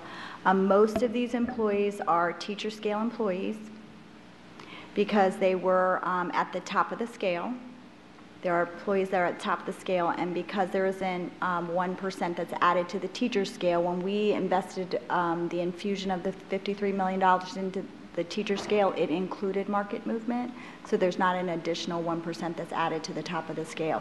So all those people that were at top of scale aren't going to see additional funding.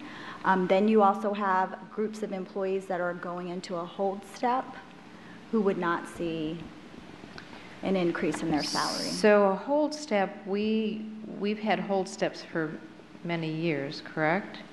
That is correct. So and they do not get, in the past, they haven't received.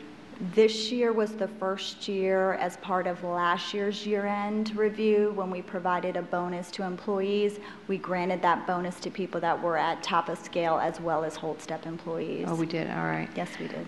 How would this interact with what we're doing on the BA lanes then?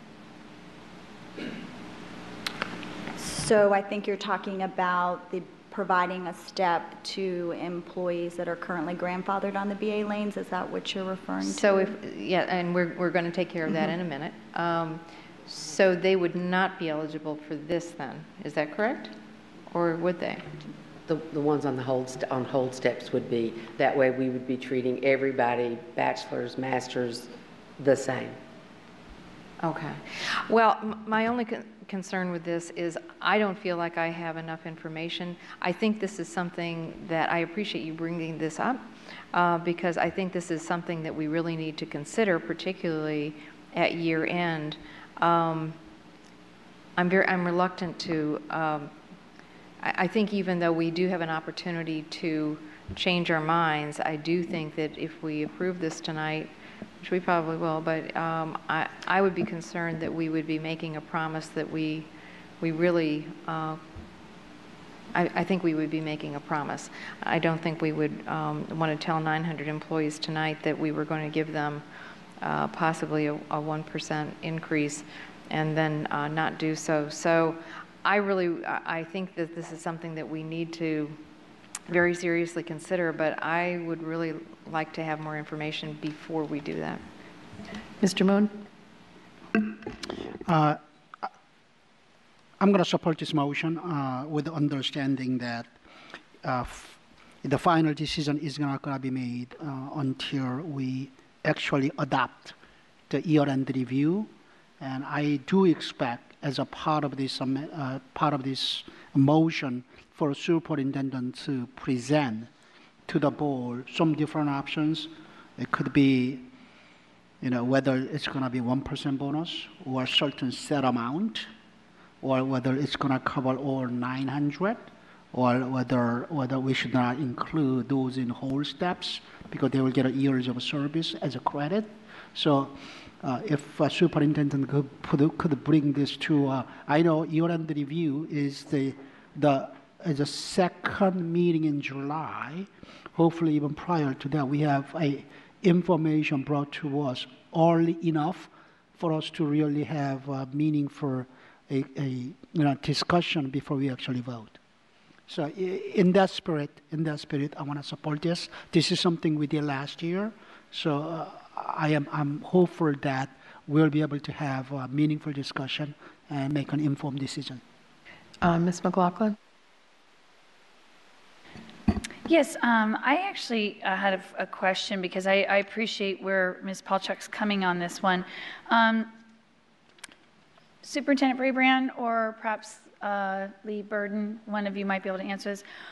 What is being done on the county side for any of their employees that aren't having a salary increase? We don't know yet. Okay, so I would say that I can support this with the request, obviously just at the board table, Dr. Brabrand. I think it's really essential that one of the things we talk about as One Fairfax is wanting to ensure that whether you work for the county or whether you work for the schools, that how we end up handling our employee compensation changes year over year. We do know that the cost of living every year goes up, whether it's just the day-to-day cost for families, whether it's health insurance costs. So in the past, we've usually talked about the importance of this school system and this board, demonstrating to employees that we don't want them to work for less the following year than they did in the current year. And so, Ms. Palchuk, that's why I think this particular motion of yours is important. It's actually something I believe for a number of years now, this board has recognized fairness for our employees with cost of living increases. So, Mr. Moon, thank you for providing the clarity that we're not making a firm decision now, but we are giving a very important direction to the superintendent that, again, we want fairness for our employees going forward in the next budget cycle. And so I appreciate this being here before us tonight. Ms. Palchuk, did you want to speak again? Yes, thank you. And I appreciate my colleagues providing their input. And I would like to, at the suggestion of Ms. Corbett Sanders, to provide a very slight one-word amendment to this modification to provide more clarity. So I'm hoping to say that after prioritize setting aside funding to provide options for a one-time bonus for employee, so that we are asking the superintendent and staff to come to us with options based on where our budget is and what their recommendations are when we do our end-of-year budget review. Okay, Ms. Palchuk, could you take a look at the screen? From what I'm seeing, that looks correct. Is that correct? Okay, and Yes. I think that you can adjust the language in your own motion. Yes, I believe so. Adjust, I don't. Yes, okay. So that is adjusted, and what you're asking for are options. Okay. All right, with that. Since that's an amendment to your motion, I will second that. Okay. All right, so this is, all right, Ms. Corbett Sanders. Yeah, we should vote on that. All right, we'll vote on the amendment first. Okay, it's been moved and seconded to add options. Okay, all those in favor of the amendment? Yes, okay, that is accepted. All right, more people who wanted to speak or not? Are we ready to go? Ms. Evans. Just very briefly, I appreciate that change, and that does make a difference to me, so I will be supporting this. All right. Yes. Yes. I would like to I might have been insensitive in some of my comments, so I'm going to formally apologize. I would never want to offend one of my colleagues. This has been somewhat of a frustrating last couple of weeks in our budget process because, as you know, we have the dream team working on our budget in our finance office, but there are it's sometimes hard to get all of the information that each of us needs for our decision making, and so when when I've expressed frustrations of getting an email at 7 or 8 o'clock, it's not a slight towards anybody. It's just a recognition that you all have had huge pressures, but also that it's not a slight towards my fellow board members. It's more of a personal frustration that for me to be able to make informed decisions, I need data. So if I have inadvertently hurt anybody's feelings, I apologize. Okay, then we are ready to vote, and I'm very pleased that we added the word options. That helps. All those in favor of this follow-on motion? All right, so that is unanimous with Mr. Wilson, Ms. Corbett Sanders, Ms. Darren Koufax. No, Ms. Keys-Gamarra. Ms. Keys-Gamarra. Sorry. There are too many Karens. Ms. Keys-Gamarra and Ms. Darren Koufax and Mr. Wilson away from the table. Thank you. Should I read the last one? Now, yes, I call on Ms. Palchuk for... Thank you, and I appreciate my board members and staff helping work through this. I move to direct the superintendent to provide a one-year step increase for CIS employees grandfathered at their FY 2017 salary as a result of the new FY 2018 classroom instructional assistant salary scales totaling $0.1 million, utilizing available placeholder funding that was set aside as part of the FY 2018 mid-year budget review. Is there a second? I'll second. Second, Ms. Hines.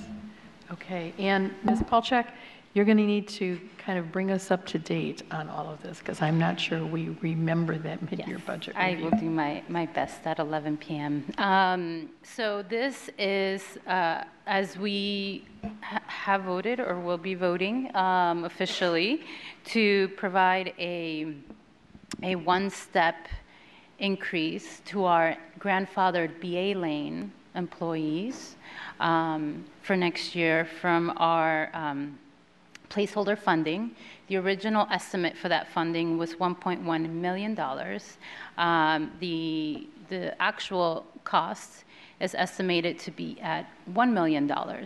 And so in order to provide parity, I know we've heard from our IAs, who are really very important instructional support in our classrooms, that they too want to be thought of when we consider the BA lanes. This is an effort to bring our instructional support, our assistants, to parity with the BA lane teachers. So there is that $100,000 that had been set aside that is not needed for the BA lane employees would be used as one-time funds to support our classroom instructional assistants. And then I will leave it up to the board. We will have to make decisions next year of how we look at this in the future. But at this point, it's to provide parity with our teachers. Okay, Mr. Moon, you want to clarify again, just so that we're all up to speed? As for, from my perspective, this is just a pro forma. This is something that the board had already discussed as a part of mid-year budget review, setting aside this to be done. We are now formally doing it.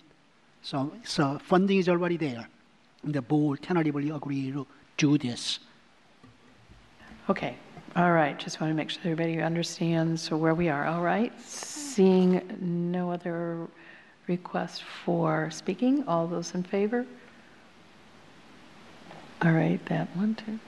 All right, a little slim here, guys. We got okay, all right, 7, all right, and with 7 of us at the table, and that's McLaughlin, Wilson, Derenak Koufax, and Keys Kamara away from the table. Now we have Miss Evans. Yes. For the last one. Thank you, Madam Chair. I move to direct the superintendent to provide a one-year step increase for teachers on the BA lanes whose salaries are above the market and the top of the scale with the implementation of the new teacher salary scale totaling $1 million, utilizing available placeholder funding that was set aside as part of the FY 2018 mid-year budget review. Second. Seconded by Mr. Moon. And again, Ms. Evans, make sure you brought us up to date as to remember how we started this one. Yes, and thank you. This is primarily a housekeeping follow-on motion. We have already set aside in our FY18 mid-year review the money for this step. And then at our work session earlier this month, we discussed this, and we decided that we were planning to do this and made a decision there, but budget staff realized that we need to put this officially into this budget, so they sent me language and said we need to add this in to make it official. So that's really all we're doing. The decision has, we have as a board made this decision, so I hope we can approve this officially now as part of this motion. Okay, so everybody understands this is sort of housekeeping. We had already agreed to this, and now this officially puts us into this budget. All those. Well, I think Mr. Moon's going to second it. No, did you need to? Ditto. Okay, all right. All those in favor? Okay, that is unanimous with everybody here, with the exception of Mr. Wilson. Oh, and I guess he's gone. All right. Okay, now we are on to the last housekeeping motion. Ms. Evans.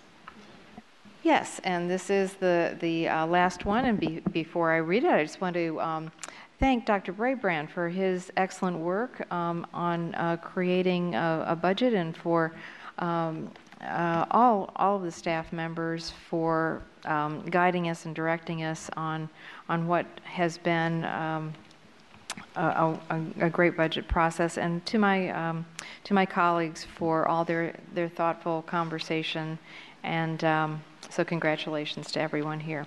So with that, I will read this. I move that the division superintendent be authorized to take whatever actions are necessary to implement the decisions made by the school board relative to its FY 2019 approved budget, and that all policies and regulations inconsistent with the budgetary motions passed tonight are hereby modified and amended accordingly, and the division superintendent is to be granted authority to make all necessary minor changes and technical modifications to the budget and to salary scales to comply with the intent of the school board with regard to its budget actions. Seconded by Mr. Moon. Thank you. All those in favor? That motion is unanimous. Thank you, with Mr. Wilson, Ms. Schultz, away from the table. Okay. Thank you. We have done that. We have finished the budget. Not bad. It's only 11:30. 4 hours earlier than last year. Well done. Okay. Now the next matter is consent agenda. Our adopted rules of parliamentary procedure, Robert's rules, provide for a consent agenda listing several items for approval of the board by a single motion. Many items listed have gone through board review, and documentation has been provided to all board members and the public in advance. Items may be removed from the consent agenda at the request of any board member prior to the meeting. 6.01, award of contract HVAC replacement at Lorton Center. Is there any objection to approving the consent agenda? Hearing and seeing no objection, the consent agenda is approved. New business. Well, following our new business agenda items, there will not be a vote tonight on these items, but action is scheduled at a future meeting.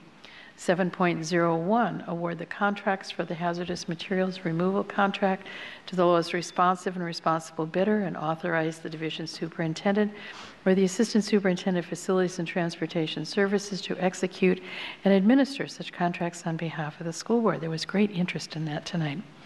7.02, award a contract for the Sandburg Middle School softball field lighting replacement project to the lowest responsive and responsible bidder, and authorize the division superintendent or the assistant superintendent of facilities and transportation services to execute, deliver, and administer the contract on behalf of the school board.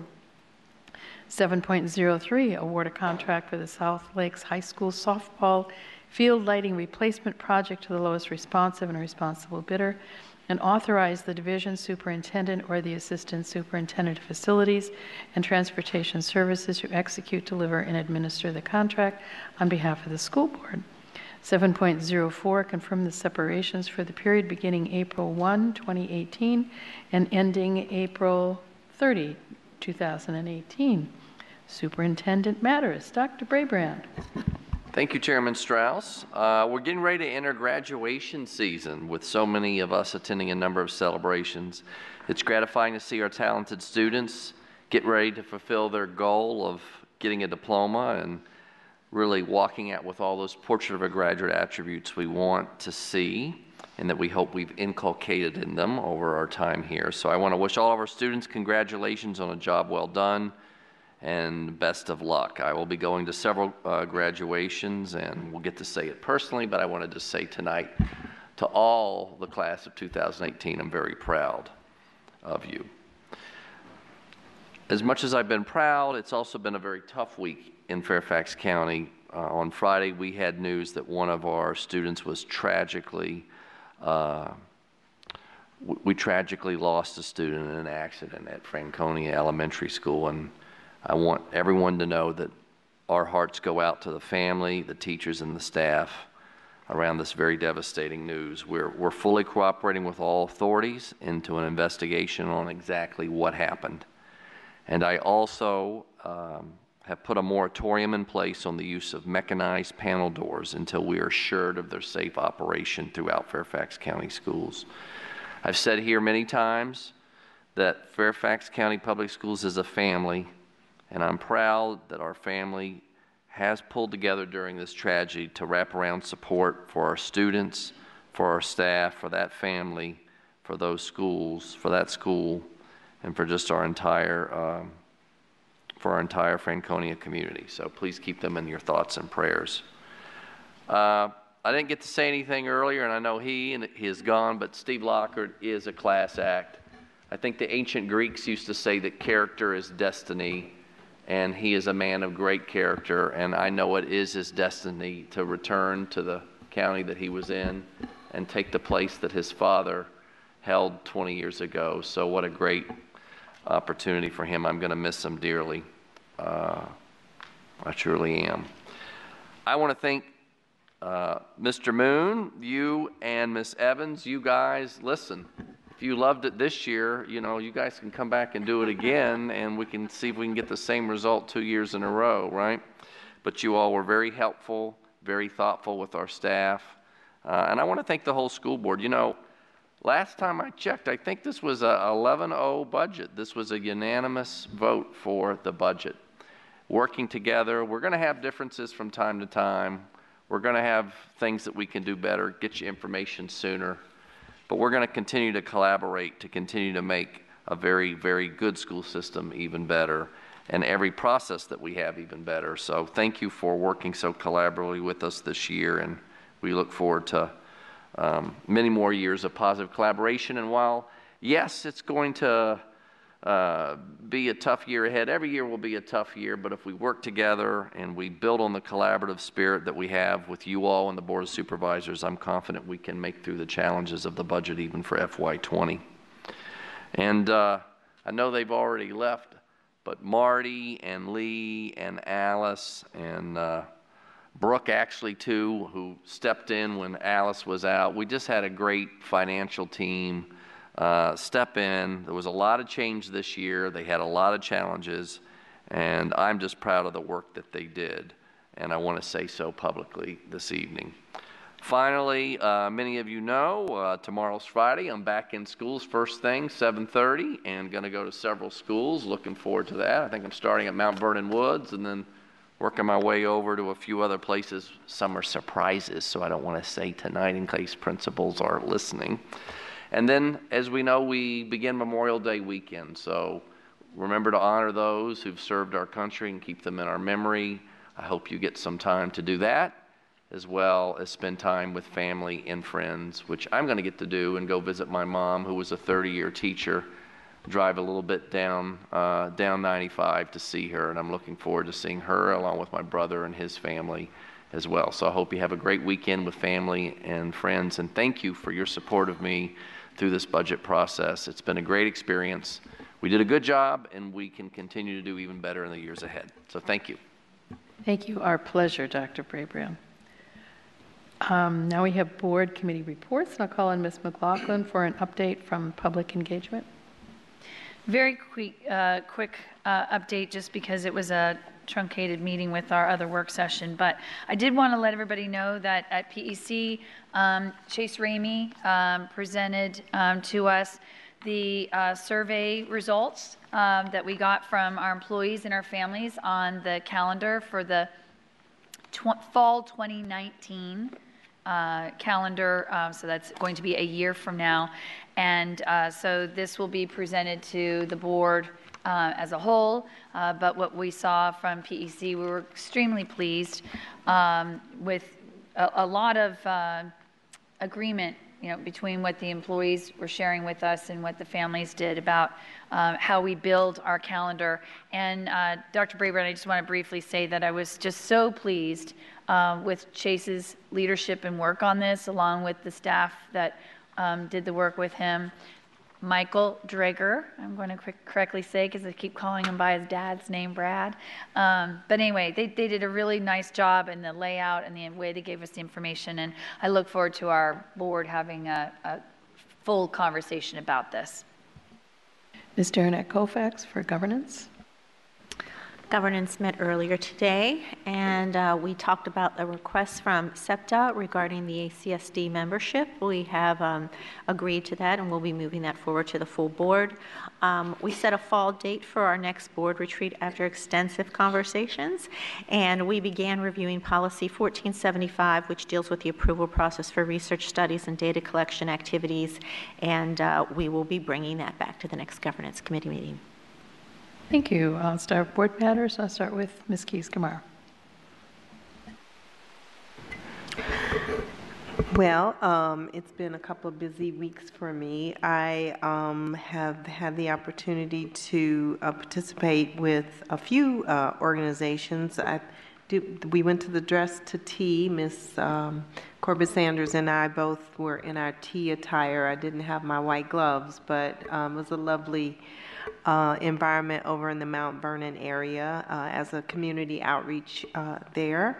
I also attended Asian History Month celebration this past weekend with lovely traditional dance, and had a town hall earlier this week with lively discussion is how I shall describe it. I appreciate the people who participated, and look out for the newsletter for office hours coming up.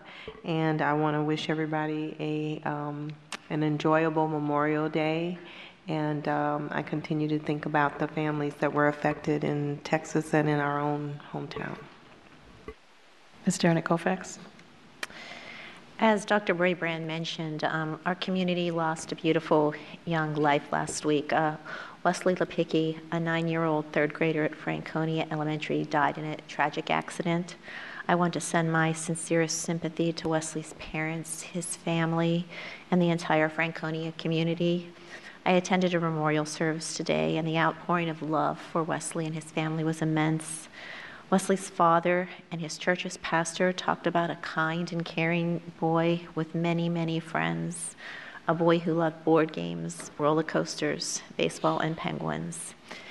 A loss like this is so very, very difficult to understand, and I want the community to know that as you go through this grieving process, the FCPS family is there for you with counseling and supports, and I want you to know I'm here for your support, and I'm sending my prayers, and again, great sympathy to you all. That's all I have tonight. Ms. Hines. I will pass. Mr. Moon. Just for board members' memory, the last year's meeting on the night of budget adoption went into the next day, 1:35 a.m. So you've done a heck of a better job this year. Congratulations. And looking at my calendar for the next 3 weeks, from Tuesday of next week until June the 14th, I think I seem to be having a meeting every night, including weekends. So this weekend, I'm going to relax. Ms. Corbett Sanders. Yes, I too enjoyed the tea at Walt Whitman, which was sponsored by their PTA. And I wanted to also thank Ms. Keys-Gamarra for coming to the Mount Vernon community to have her town hall at Bethlehem Baptist Church. It was a very lively discussion. I was sorry to have to leave there, but I did want to get to the Mount Vernon Council of Civic Associations meeting where Dr. Duran did an excellent job of presenting the equity work which is being done here in Fairfax County.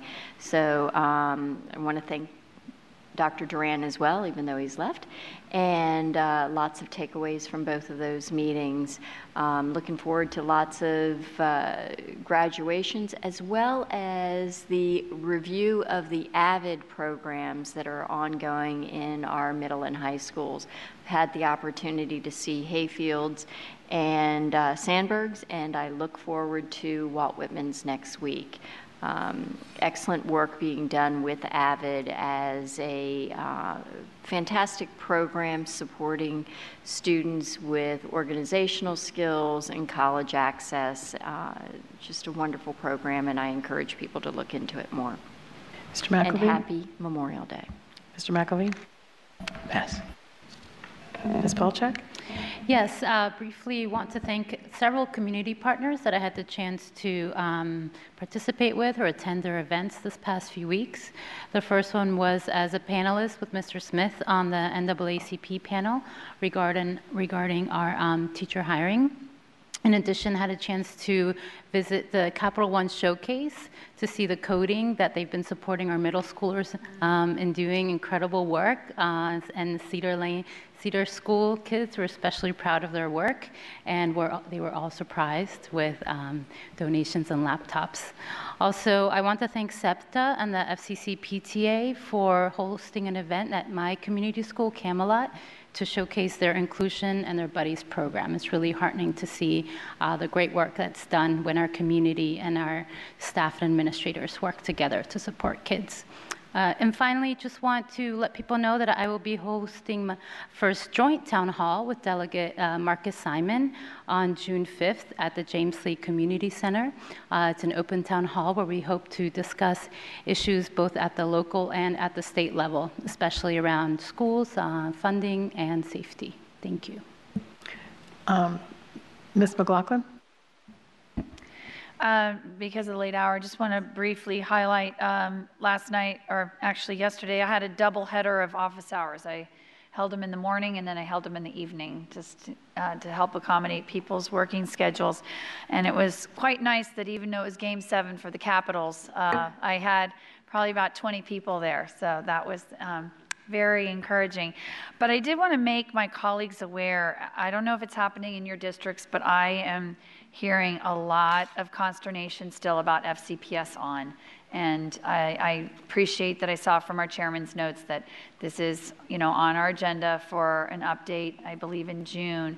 But, Dr. Brabrand, I wanted to just kind of give you a heads up that there's a lot of fear and concern, especially among our elementary school parents, about what this is going to mean for quality instruction and, screen time for kids. So I'll summarize the feedback that was provided and give it to all of you and Dr. Brabrand, but that was a big piece of it. And then certainly I did have constituents also bring up to me about FLECAC, wanting to talk about just how do we make recommendations to the system and as a whole, and so it was, and then how do we handle students when they opt out, just procedurally. Does someone come and ask the students to step out of the class? Do they just know when to step out? Where do they go? So some interesting questions about just the process-wise, what we do for our families, where the students deciding to opt out. But I will say I was so appreciative that even in my town hall, with the diversity of perspective that was there, everyone was very respectful, and that's what's, I think, is essential, is that people are respectful of one another, and there's a feeling of safety to just be able to talk and share their concerns, and that was good. So, and other than that, I got one kid out of college, and I got another one heading right back in. So for a few months anyway, I'll only be beholden to one college for a tuition. Ms. Evans? Yes, I also want to thank those that invited me to the AVID certification meetings. We've had some great conversations at Stewart and Glasgow, and next week I'll be going to Falls Church High School as well. I particularly appreciated talking to the students at Stewart High School and some alum who came back to talk about how incredibly important the AVID program had been on their lives, and for them getting into colleges, including a young man who had just graduated from college, including students who said they had never thought they would even go to college, and now are being successful. So it's a terrific program, and I was glad to be a part of that conversation. Also want to announce that Delegate Kay Corey and I are putting together a town hall meeting and a student panel focused on gun safety. We're going to have that on June 4th at 7 o'clock at Holmes Middle School. So I will be putting something out to the community about that, but all are welcome. And last, but certainly not least, I know all of our hearts go out to the family that lost their beloved son last week.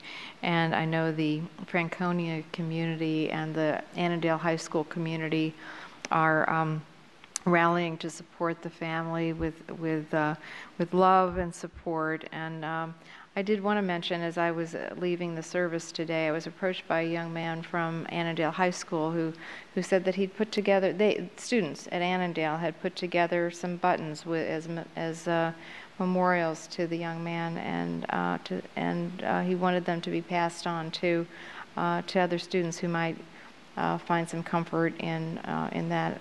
So I thought that it was great that the students there were trying to find ways to help the family as well. So with that, I wish everyone a happy Memorial Day and get some rest as well. Thank you, and thank you everybody for mentioning the loss of our student. And I know that we all care deeply and will hold the family in our hearts and our prayers. Thank you. This meeting is adjourned.